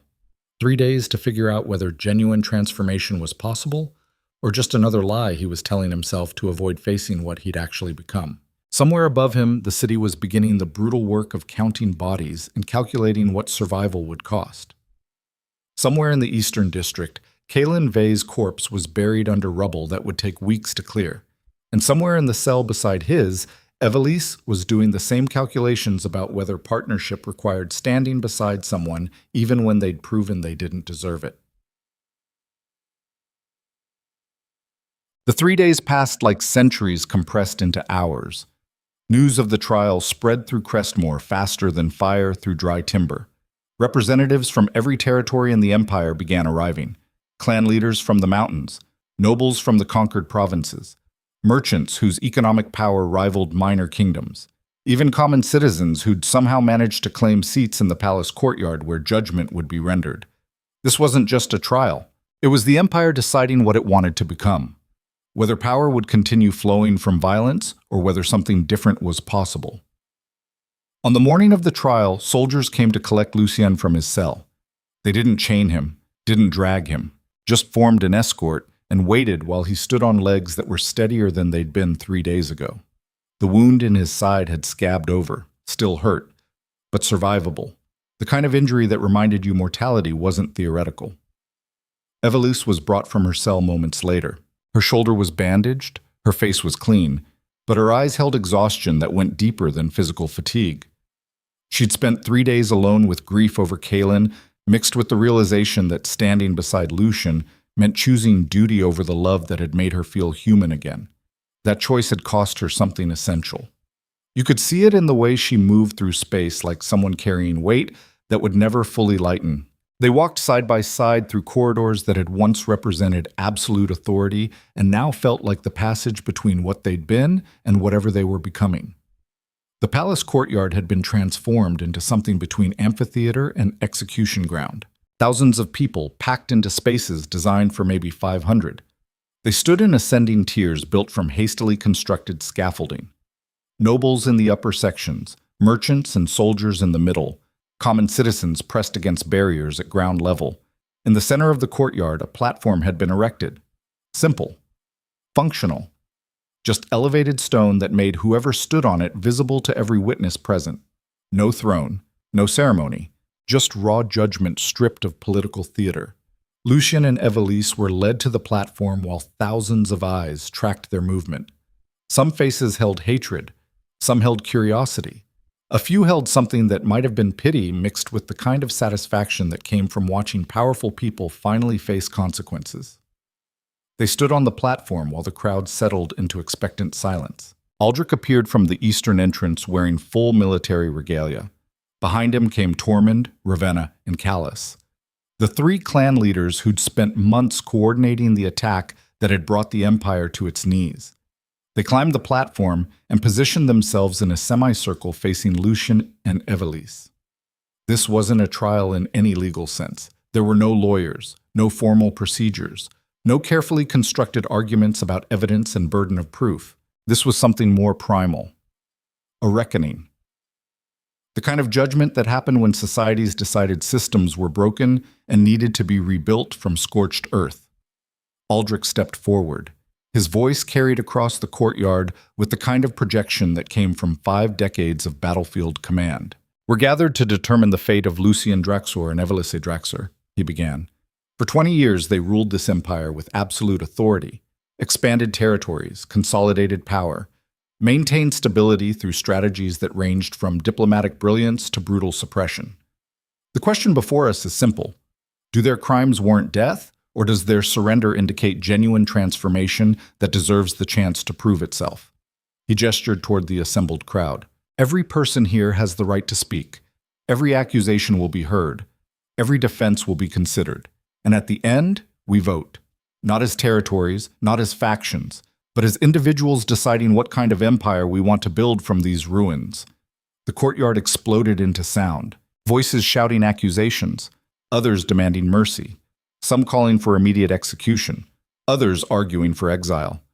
The noise built into a wave of human emotion that had been suppressed for decades under imperial authority and was finally being released into space where it could be heard. Aldrich let it continue for exactly 30 seconds. Then he raised his hand and somehow the crowd went silent again. "One at a time," he said. "We hear every voice, but we hear them organized, not as mob violence dressed up as justice." A woman stepped forward from the crowd. She was maybe 40 years old, wearing clothes that marked her as working class. Her hands were rough from labor. Her face was carved from exhaustion that went deeper than physical fatigue. "My name is Helena," she said, her voice shaking but determined. "I'm from the border territories, the mining regions. 20 years ago, the Empire expanded into our lands. My family resisted, not with violence, just by refusing to abandon homes our ancestors had built. The king sent soldiers. They burned our village, killed my parents, my brothers, my husband. They left me alive to deliver the message that resistance had consequences." She pointed directly at Lucien. "You did that. Your orders, your strategy, your empire built on the bones of people who just wanted to be left alone." The accusation hung in the air like smoke. Lucien didn't deny it. He just stood there and let the truth land because denial would have been worse than confession. "You're right," he said quietly. "I gave those orders, justified them as necessary for imperial stability, convinced myself that individual suffering was acceptable cost for territorial expansion. I was wrong, and I don't have any defense except to say I'm sorry, and that I understand sorry doesn't resurrect your family or give you back the years I stole." Helena stared at him. Her eyes were wet with tears that had been building for 2 decades. "What good does sorry do me?" she asked, her voice breaking. "How does that change anything?" "It doesn't," Lucien admitted. "Sorry is just the beginning of a debt I'll never be able to fully repay. But if you let me live, I'll spend whatever time I have trying, not through empty words, but through actual reformation, distributed authority, territory representation, economic reparations for families like yours. Real change instead of just different names on the same tyranny." The courtyard absorbed his words in heavy silence, because this wasn't the performance of remorse. This was genuine confession from someone who'd finally stopped hiding behind the armor of authority and decided being human mattered more than maintaining power. Others stepped forward, one by one. Soldiers who'd watched commanders sacrifice entire units for marginal strategic gain. Merchants whose businesses had been destroyed by imperial taxation that funneled wealth toward military expansion. Nobles whose families had been executed for the crime of questioning royal authority. Every accusation landed like a stone building a cairn of judgment that grew higher with each testimony. And Lucien stood there and absorbed every word without deflecting, without justifying, without performing the kind of political defense that turned trials into theater. He just listened, acknowledged, confessed. Hours passed. The sun climbed higher and began its descent toward evening. The courtyard grew hotter as thousands of bodies pressed together in space too small for that many people carrying that much rage. Finally, Callus stepped forward. The youngest clan leader, the one whose eyes still burned with revolutionary certainty. "I've heard enough," he'd said. "You all want to believe transformation is possible, that people who've spent decades becoming monsters can suddenly become human again. But I've watched tyrants my entire life, and the only thing they understand is power.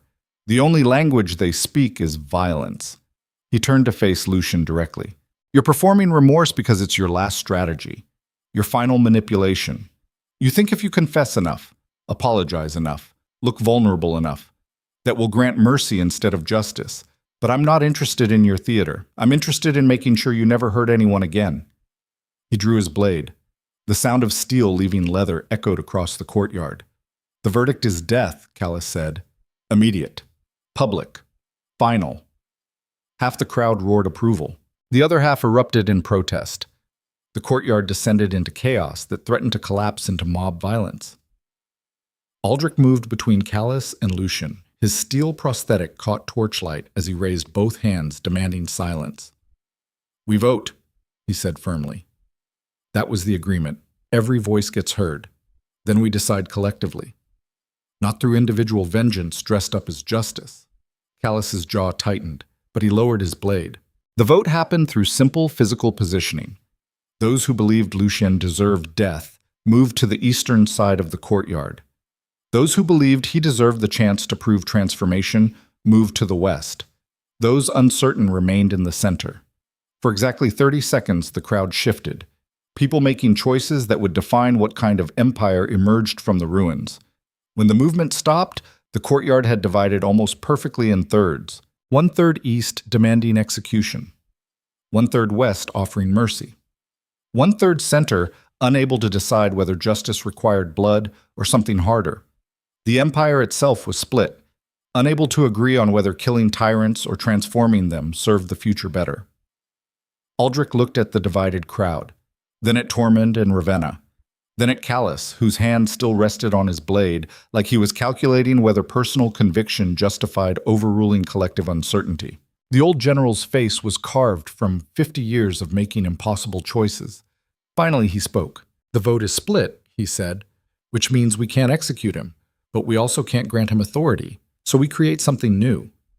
A council that represents every territory, a government built on distributed power instead of concentrated control. And Lucien serves that council, not as king, but as advisor, someone whose experience with tyranny makes him valuable in helping us avoid becoming what he was." The proposal landed in the courtyard like a stone breaking glass, because it was unprecedented, transforming a king into a servant of the people he'd ruled, making tyranny accountable to the systems it had oppressed, using power as a cautionary tale instead of just destroying it completely. Callus stared at Aldrich. "You're insane. You want to keep him alive, give him influence, after everything he's done?" "I want to prove that transformation is possible," Aldrich replied. "Because if it's not, then we're all just waiting our turn to become monsters. And I refuse to believe that's the only option." The courtyard held its breath. Thousands of people waiting to see whether the youngest revolutionary would accept compromise or trigger the bloodbath that everyone knew was one wrong decision away. Callus stood frozen, his hand on his blade, his eyes burning with certainty that violence was the only language tyranny understood. Then slowly, reluctantly, he released his weapon. "Fine," he said through gritted teeth, "but understand something. The moment he shows any sign of trying to reclaim power, the moment he manipulates or schemes or does anything except genuine service, I kill him myself. No trial, no vote. Just justice delivered by someone who remembers what tyranny actually costs." The threat hung in the air like smoke. Lucien met Callus's eyes without flinching. "Understood," he said quietly. "Then it's decided," Aldrich announced. "The monarchy ends today. The council begins tomorrow. And we all discover together whether empires can transform without destroying themselves completely." The crowd absorbed the verdict in stunned silence. Then slowly, tentatively, people began to disperse. Some satisfied, some disappointed. Most just exhausted from carrying rage that had been building for decades and had finally been released into space where it could be acknowledged even if it couldn't be fully resolved. Lucien stood on the platform while the courtyard emptied around him. No longer king, not quite prisoner. Something in between that didn't have a name yet because it had never existed before in imperial history. Evelise stood beside him. She hadn't spoken during the entire trial, just stood there witnessing every accusation, every confession, every moment of reckoning. Now she took his hand. Her palm was warm against his. "What happens now?" she asked quietly. Lucien looked at the empty throne room entrance, then at the dispersing crowd, then at Aldrich, who was already organizing council representatives into working groups that would begin the brutal task of rebuilding government from scorched earth. "Now we find out if transformation is actually possible," he replied, "or if this is just another form of performance that'll collapse the moment real pressure tests, whether change was genuine." They stood together while evening settled over the palace. Two people who'd spent 18 years destroying each other. Two people who'd finally learned that partnership required more than just standing in the same room. Two people who were about to discover whether love could survive when stripped of crowns and power and every illusion that had allowed them to avoid being genuinely human together. Somewhere in the Eastern District, workers were beginning to clear rubble from collapsed buildings. Somewhere beneath that rubble, Kaelin Vey's body waited to be recovered. And somewhere in the space between what had been and what came next, the Empire held its breath, wondering whether survival required burning everything to ash, or whether phoenixes could rise from ruins without first becoming the fire. The answer waited in whatever came next, and next was about to arrive with the kind of brutal honesty that made performance impossible. The council chamber was built from the ruins of absolute authority. They'd stripped the throne room of everything ceremonial. No crown, no elevated platform, no architectural design meant to make kings look larger than the mortals they ruled. Just a circular table carved from wood salvaged from burned buildings in the Eastern District. 20 chairs arranged in perfect equality. No head position, no hierarchy visible in the furniture itself. This was what democracy looked like when stripped of political theater. Raw. Functional. Built from the understanding that power concentrated in single hands eventually rotted from within. Lucien sat in one of those chairs 6 weeks after the trial that had transformed him from king to advisor. The wound in his side had healed into a scar that still pulled when he moved too quickly. A permanent reminder that mortality wasn't theoretical, that flesh could be opened, that even men who'd ruled empires bled the same red as the people they'd commanded. Around the table sat representatives from every territory in what used to be called the Empire. Tormund Blackwood from the northern passes, Ravenna Ashford from the mining territories, Callus Vren from the southern mountains, Lady Seraphine, who'd survived the political collapse by proving her intelligence networks were too valuable to discard, General Aldrich, 3 merchant guild leaders, 2 former nobles who'd somehow maintained credibility, and 6 common citizens elected by districts throughout Crestmore, 20 people trying to build a government from principles instead of inherited authority. It was messy, chaotic. Every decision required debate that felt endless. But it was also the first time in 4 centuries that power flowed from collective agreement instead of singular command. The current argument had been raging for 2 hours. Callus slammed his palm against the table. "We can't keep funding reconstruction in the Eastern District while the border territories are still fortifying against external threats. The resources don't exist. We have to choose." "The resources exist," Ravenna countered sharply. "You're just not willing to tax the merchant guilds at rates that reflect their profit margins. They made fortunes during the imperial expansion. Now they need to pay for the rebuilding. You tax us into poverty and we stop trading," one of the guild leaders said coldly. "Then your economy collapses. Then your new government falls. Then we're back to whoever can hold power through violence. Is that what you want?" The debate spiraled into familiar territory. Everyone advocating for their constituency. Everyone convinced their priorities deserved precedence. Nobody willing to compromise because compromise felt like betrayal of the people they represented. This was democracy, not the idealized version where everyone reached consensus through rational discourse. but the brutal reality where competing interests fought for resources that would never be enough to satisfy everyone. Lucien sat silent through most of it. He'd learned in the past 6 weeks that speaking too often made people suspicious. They were still watching for signs he was trying to manipulate outcomes, still calculating whether his transformation was genuine or just another strategy. So he listened more than he talked, observed more than he directed, and only spoke when asked direct questions that required his experience with imperial administration. It was humbling in ways that hurt worse than any physical wound, because pride dies slowly when you've spent 20 years believing your judgment was superior to everyone else's. Finally, Aldrich turned toward him. "You've been quiet. What's your assessment?" The question landed like a test, because they all knew Lucien's instinct would be to consolidate authority, make decisions quickly, force consensus through superior strategic thinking. That's how empires worked. But empires were what they were trying to not become. "I think you're both right," Lucien said carefully. "The Eastern District needs reconstruction, the border territories need security, and the merchant guilds need to contribute more. But none of that happens unless we stop treating this like a zero-sum competition where one constituency wins and others lose." He leaned forward, not aggressively, just enough to engage directly.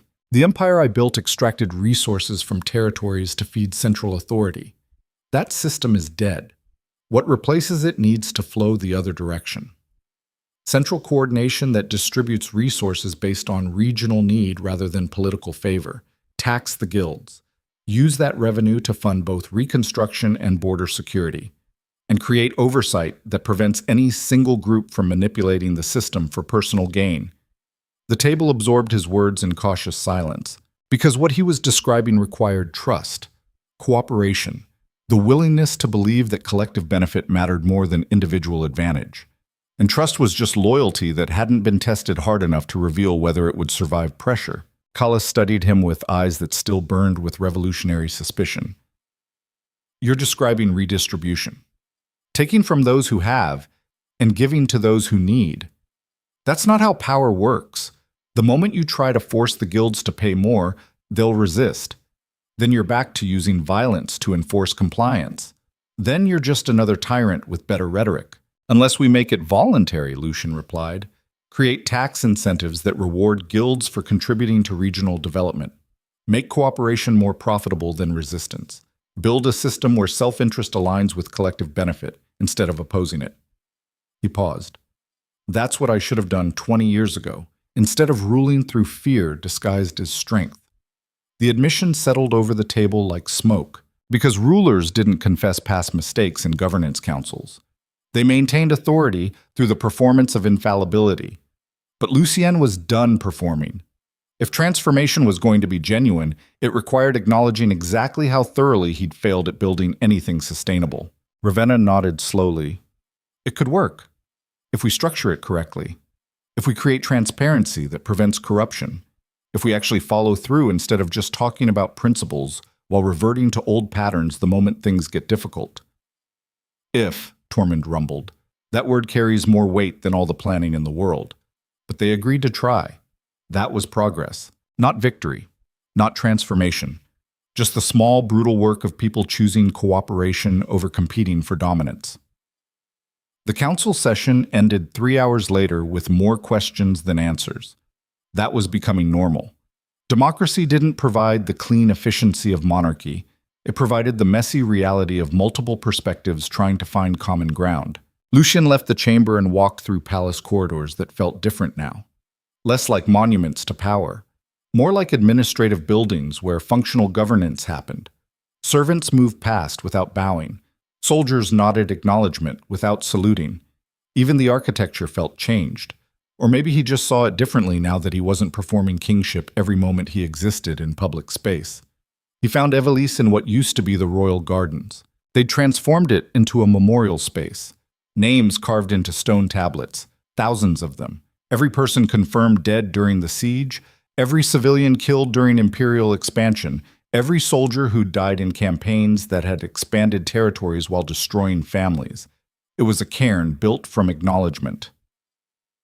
The Empire's confession that power had cost more than it had ever honestly accounted for. Evelise stood before one particular tablet, Her fingers traced letters carved deep enough that centuries wouldn't erase them. Kalen Vey, commander, warrior, the man who'd loved her when loving her meant choosing treason over duty. They'd found his body 4 weeks ago, buried under rubble in the Eastern District, exactly where the warehouse had collapsed. He had died holding the line, buying seconds for Lucien and Evelise to escape, choosing their survival over his own even after everything had fallen apart. That sacrifice haunted Lucien in ways he still didn't have words to process. Evelise heard him approach but didn't turn around. She just kept touching Kalen's name like the stone could somehow transmit warmth that flesh no longer held. "Do you think he'd be proud of what we're building?" she asked quietly. "Or disappointed that we compromised instead of burning everything to ash and starting completely new?" Lucien stood beside her, close enough that their shoulders almost touched. Not quite contact, but proximity that suggested partnership instead of parallel existence. "I think he'd be relieved we're trying," Lucien replied. He was a soldier. He understood that perfect outcomes don't exist, only better choices made inside impossible situations. Evelise's hand dropped from the stone. She turned to face him. Her eyes were dry but held the kind of exhaustion that came from grief that would never fully lighten. Just become bearable enough that living didn't feel like betrayal of the person you'd lost. "I loved him," she said, "not to hurt you, not as rebellion, just because he made me feel human when I'd forgotten what that felt like." "I know," Lucien replied. "And I still love you," she continued. "Not the same way, not with the kind of passion that makes people destroy empires, but with the partnership that comes from choosing to stand beside someone even when everything collapses, even when it would be easier to walk away." The words hung between them like smoke. Because this wasn't romantic reconciliation. This wasn't forgiveness dressed up as love. This was something harder. The acknowledgement that marriage built on political necessity could still transform into genuine partnership if both people were willing to do the brutal work of becoming human together instead of performing roles that kept them safely distant. "I don't deserve your loyalty," Lucien said. "No," Evelise agreed. "You don't.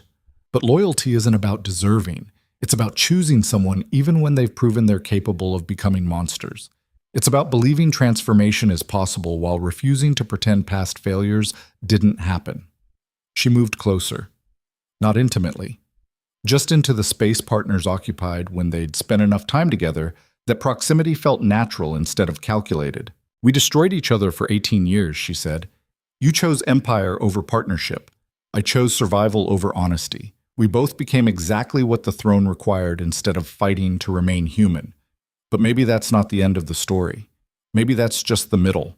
The part where people break before they figure out how to build something better from the pieces." Lucien took her hand. Her palm was warm against his, rougher than he remembered, marked by 6 weeks of physical labor helping rebuild the Eastern District alongside civilians who'd lost everything. She'd spent every day since the trial working in the rubble, not as penance, but as participation in the rebuilding she'd claimed responsibility for during the trial. That was the difference between performing remorse and embodying it. "I don't know if I can be the husband you deserved," Lucien admitted. 20 years of ruling taught me how to command, how to control, how to treat relationships as strategic assets. I'm still learning how to just be present without calculating advantage." "Then learn," Evelise said simply. "Make mistakes. Fail. Try again. Do all the messy human things that monarchy convinced you were weakness. I'll do the same. And maybe if we're both willing to be imperfect together, we build something more honest than what we had." The memorial garden held them in silence that felt like possibility mixed with grief. Around them, names of the dead stood witness, permanent reminders that power costs more than strategic abstractions could measure. Somewhere in that list was Kalen's name, the man who'd loved Evelise, who'd died protecting them both, who'd believed partnership mattered more than dominance, even when believing that had made him vulnerable to the Empire's brutality. His death had bought them the chance to transform.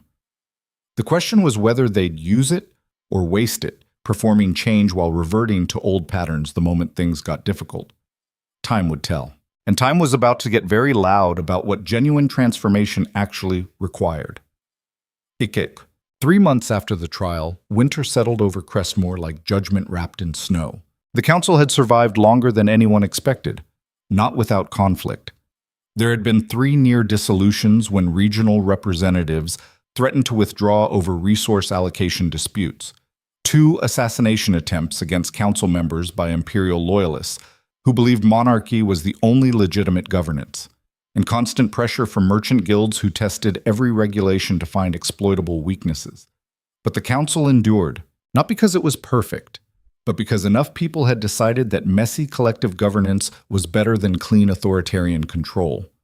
That was progress measured in the willingness to keep trying instead of reverting to familiar tyranny when democracy proved difficult. Lucien worked 16-hour days, not from ambition, but from the understanding that advisory roles required proving value constantly. He couldn't command anymore, couldn't force outcomes through superior authority. He had to convince, argue, build consensus from people who had every reason to distrust him. It was exhausting in ways ruling had never been, because ruling was about control. Advisory work was about influence, and influence required relationships built on trust that had to be earned moment by moment. He was learning, slowly, imperfectly, with setbacks that made him want to revert to command structures that had felt simpler, but he kept choosing the harder path, the one that required being human instead of performing authority. One evening, he found himself in the Eastern District, where reconstruction was slowly transforming rubble into habitable space. Buildings were rising from foundations marked by names of families who'd died during the siege. Every structure was a memorial. Every home rebuilt was an acknowledgement that people mattered more than political abstractions. Helena was there, the woman who'd accused him during the trial, who'd lost her family to imperial expansion, who had every reason to want him dead. She was working alongside builders laying stone for a community center that would serve 300 families.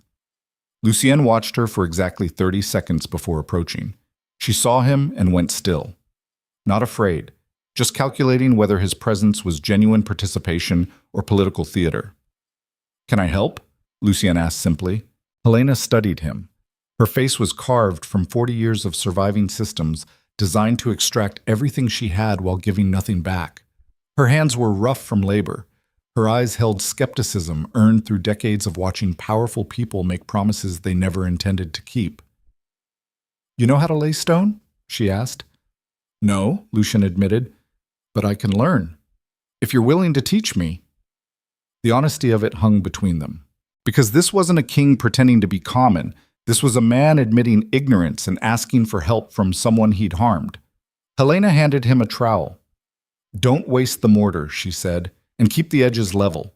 This building needs to last generations, not just look good for whatever inspection validates your transformation." "Understood," Lucien replied. He worked beside her for 4 hours. His hands blistered. His back ached from bending over stone that refused to cooperate with inexperienced attempts to place it correctly. He made mistakes that had to be corrected, wasted mortar that made Helena shake her head in disapproval. But he kept working, and somewhere around the 3rd hour, Helena started talking. Not about accusation or judgment, just about her life, her family, the village that had been burned, the years spent rebuilding identity from ash. Lucien listened, really listened, not as strategy, not as political intelligence, just as a human being hearing another human being's story about surviving systems that had treated her as expendable. When evening came and work stopped, Helena turned to him. "You're terrible at this," she said bluntly. "I know," Lucien replied. "But you kept trying anyway," she continued. "That's something. Not forgiveness, not absolution, just acknowledgement that maybe transformation requires being willing to look incompetent while learning to be better." She paused. "Come back tomorrow. You still owe me about 10,000 hours of labor to even start balancing what your empire took." Lucien smiled. It was small, genuine. The expression of someone who'd finally stopped performing and learned that being human meant being imperfect in ways that others could witness. "I'll be here," he said. And he was, every day for the next month, working beside people who had every reason to hate him, learning skills that monarchy had convinced him were beneath royal attention, rebuilding not just structures but relationships with citizens who were slowly deciding whether a former king could actually become something more human than the crown had allowed. It was hard work. Humbling work, the kind of labor that left him exhausted in ways military campaigns never had. But it was also the first time in 20 years he'd felt useful for reasons that didn't depend on domination. That realization changed something fundamental in how he understood power. Real strength wasn't about commanding, it was about serving, about choosing to be vulnerable in spaces where others could see your failures, about building trust through consistent action instead of demanding loyalty through threats. Those lessons cost everything Lucien thought he knew about leadership. And they gave him back something he'd lost long before he'd become king, his humanity. The one-year anniversary of the Empire's collapse happened during spring when the city was finally clean of siege debris. The council organized a memorial ceremony in the palace courtyard. No speeches, no political theater, just silence observed for every person who died during the transformation from monarchy to collective governance. 20,000 names read aloud by volunteers. 6 hours of voices speaking the dead into collective memory. Lucien stood with Eveles through all of it. They didn't speak, just held hands and listened while the city acknowledged what survival had cost. When Kaelin's name was spoken, Eveles's grip tightened. Tears spilled silently down her face. But she didn't break, just breathed through grief that had become familiar enough to carry without collapsing. Lucien understood, because grief wasn't something you conquered. It was something you learned to hold while still choosing to live. That evening, after the ceremony ended and crowds dispersed, the council gathered in what used to be the throne room. The space had been transformed. The throne itself had been moved to a museum where people could visit the artifact and remember what concentrated power had looked like before they'd chosen something different. In its place stood 20 empty chairs arranged in a circle around nothing, a symbol of distributed authority, power that flowed through collective agreement rather than singular command. Aldrich stood in the center. His steel prosthetic gleamed in lamplight. His face was carved from 70 years of making impossible choices, but his eyes held something that might have been satisfaction mixed with exhaustion. 1 year, he said quietly, longer than I thought we'd last, shorter than what's required to call this sustainable. He looked around the circle at representatives who'd spent 12 months arguing, compromising, occasionally threatening to walk away, but choosing to stay because the alternative was worse. We're not done, Aldrich continued. We'll probably never be done. Democracy isn't a destination. It's a process that requires constant maintenance, constant vigilance, constant willingness to do hard work instead of reverting to easy tyranny. He turned toward Lucien. A year ago, you were a king. Today, you're an advisor. You've spent 12 months working in rubble, building relationships with people who had every reason to hate you, proving through action instead of words that transformation is possible. Aldrich paused. The question is whether you've actually changed, or whether this has all been the longest strategic performance in imperial history. The words landed like stones, because everyone in the circle had wondered the same thing, whether Lucien's transformation was genuine or just another form of manipulation refined over 12 months of observing what people needed to hear. Lucien stood slowly. His hands showed calluses from manual labor. His face showed exhaustion from work that had pushed him past every limit monarchy had never required. I don't know if I've changed, he admitted, not in any permanent way I can guarantee. I know I've learned things about humility, about partnership, about the fact that ruling through fear is just cowardice disguised as strength. But I also know that habits built over 20 years don't disappear in 12 months. He looked around the circle. I still have instincts that want to consolidate authority. Still have moments where I calculate advantage instead of building genuine connection. Still catch myself treating relationships as strategic assets instead of human partnerships. He paused. But I'm trying. Every day. To choose differently. To be human instead of performing whatever role maintains safety. To build something with all of you instead of controlling something over you. Whether that's enough?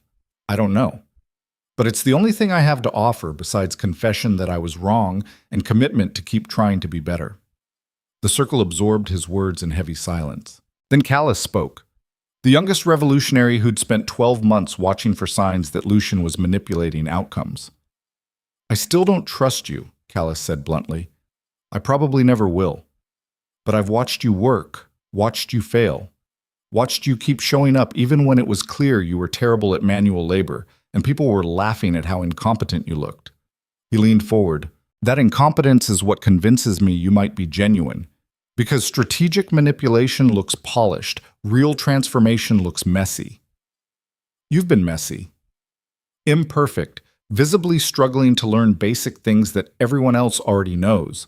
That's not performance, that's just someone trying to become different while everyone watches.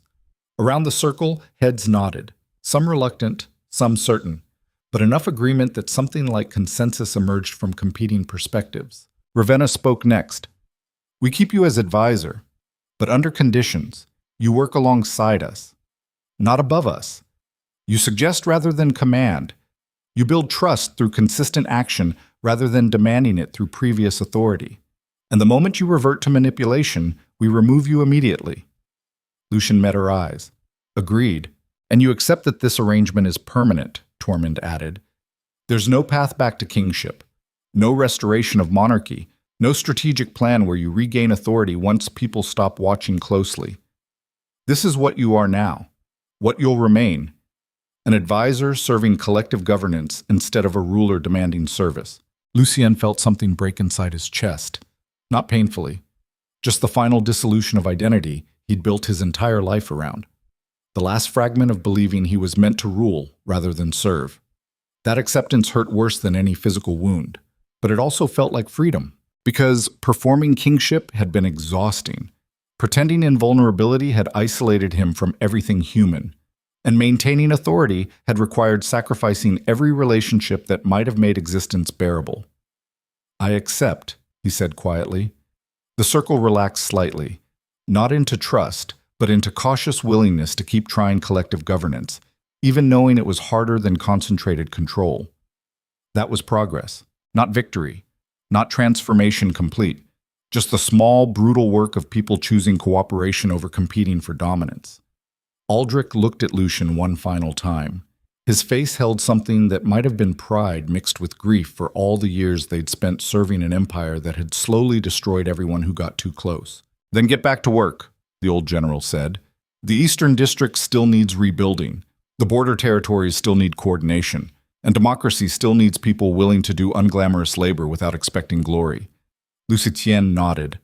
He left the throne room with Evelise beside him.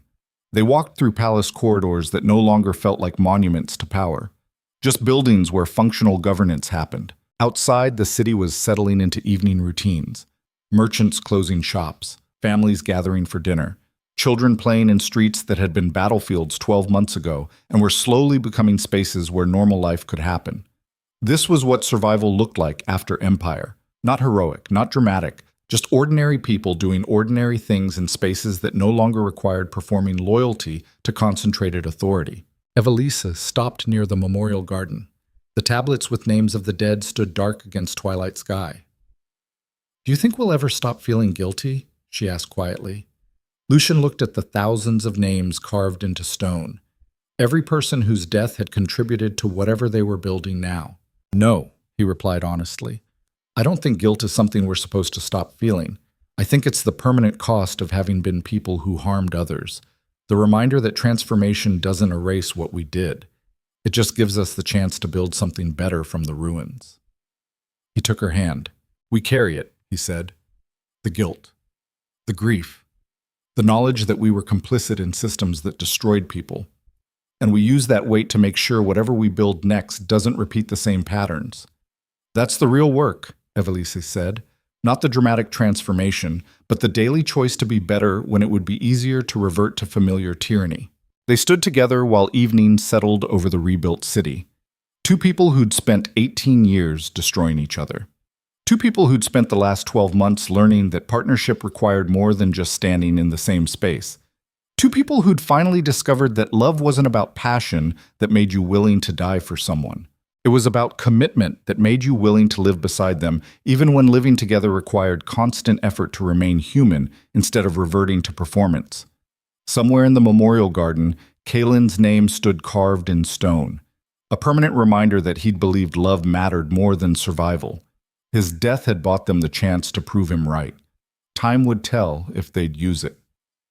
5 years after the Empire's collapse, spring came to Cressmore like a promise the city had earned through survival.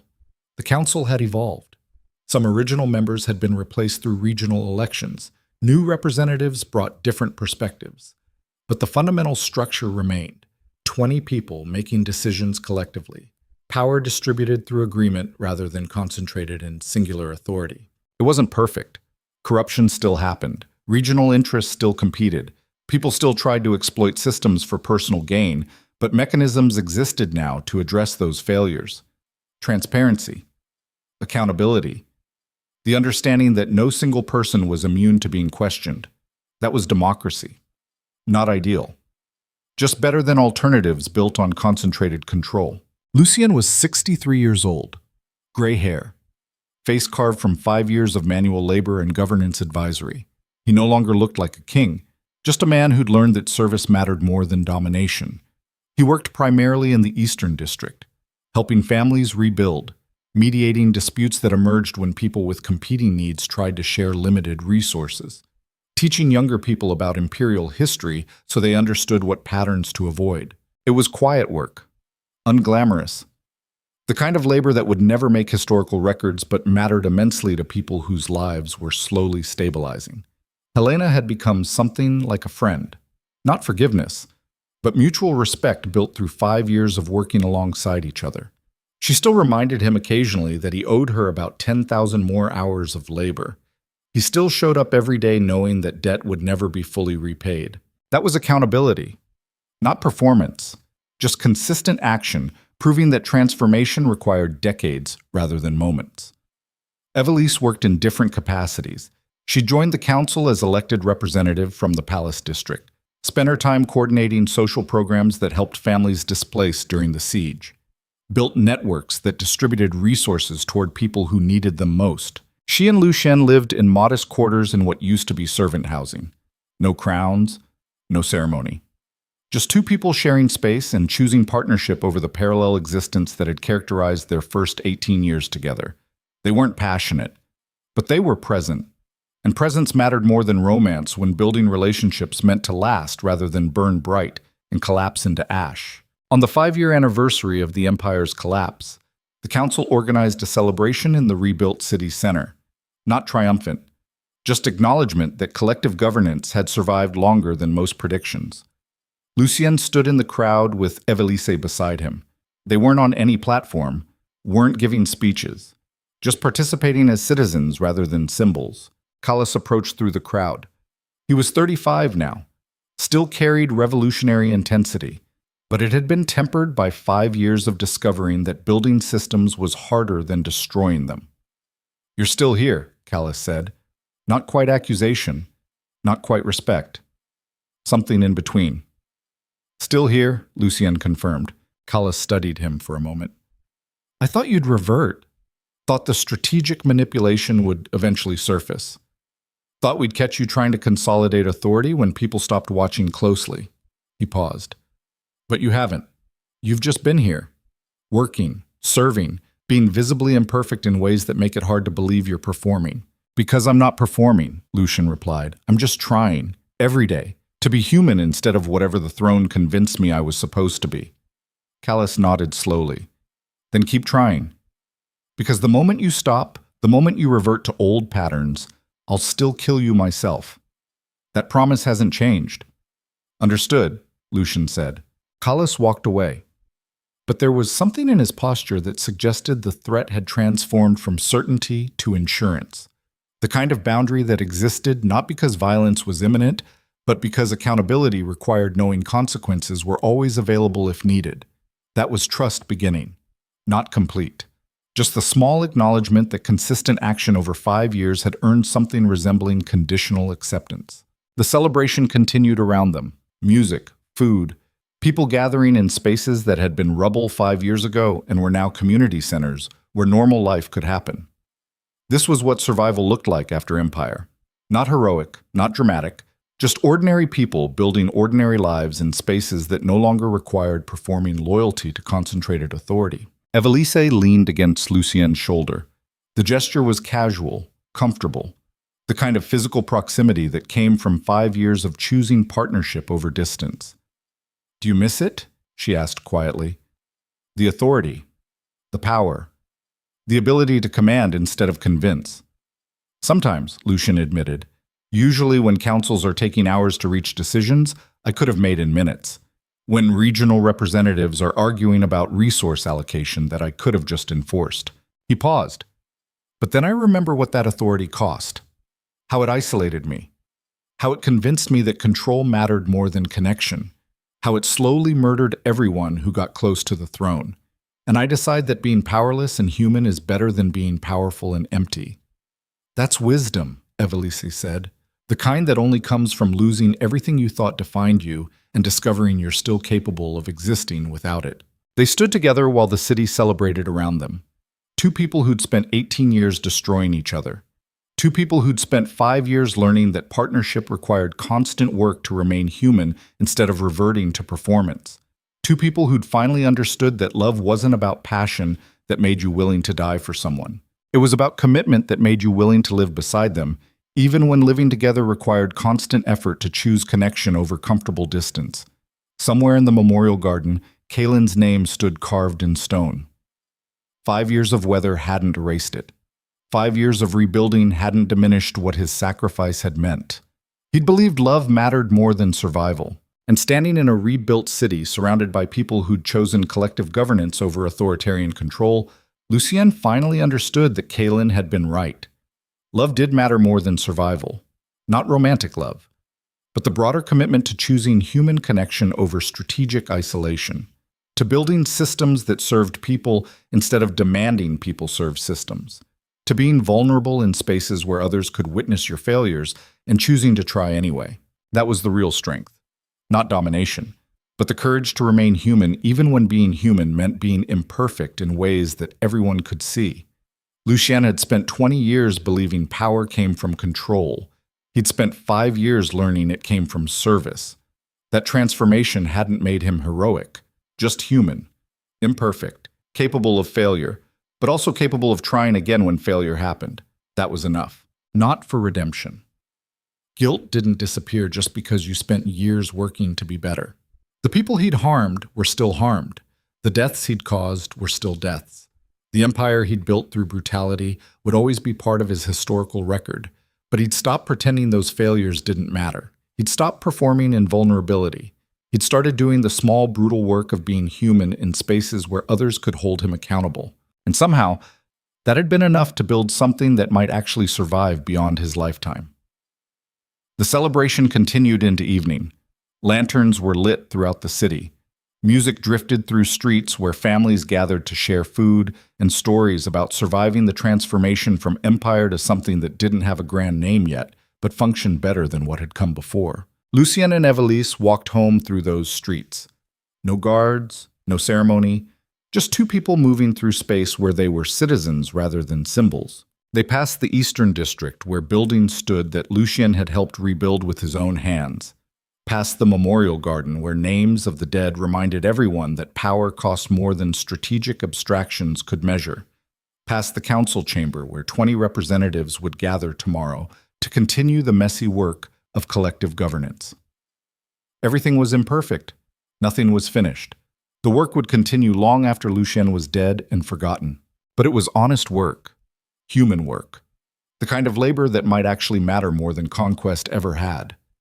They reached their modest quarters as full dark settled over the city. Inside it was quiet. Simple. Just space where two people existed without needing to perform roles that kept them safely distant from genuine connection. Evelise made tea. They sat together in comfortable silence.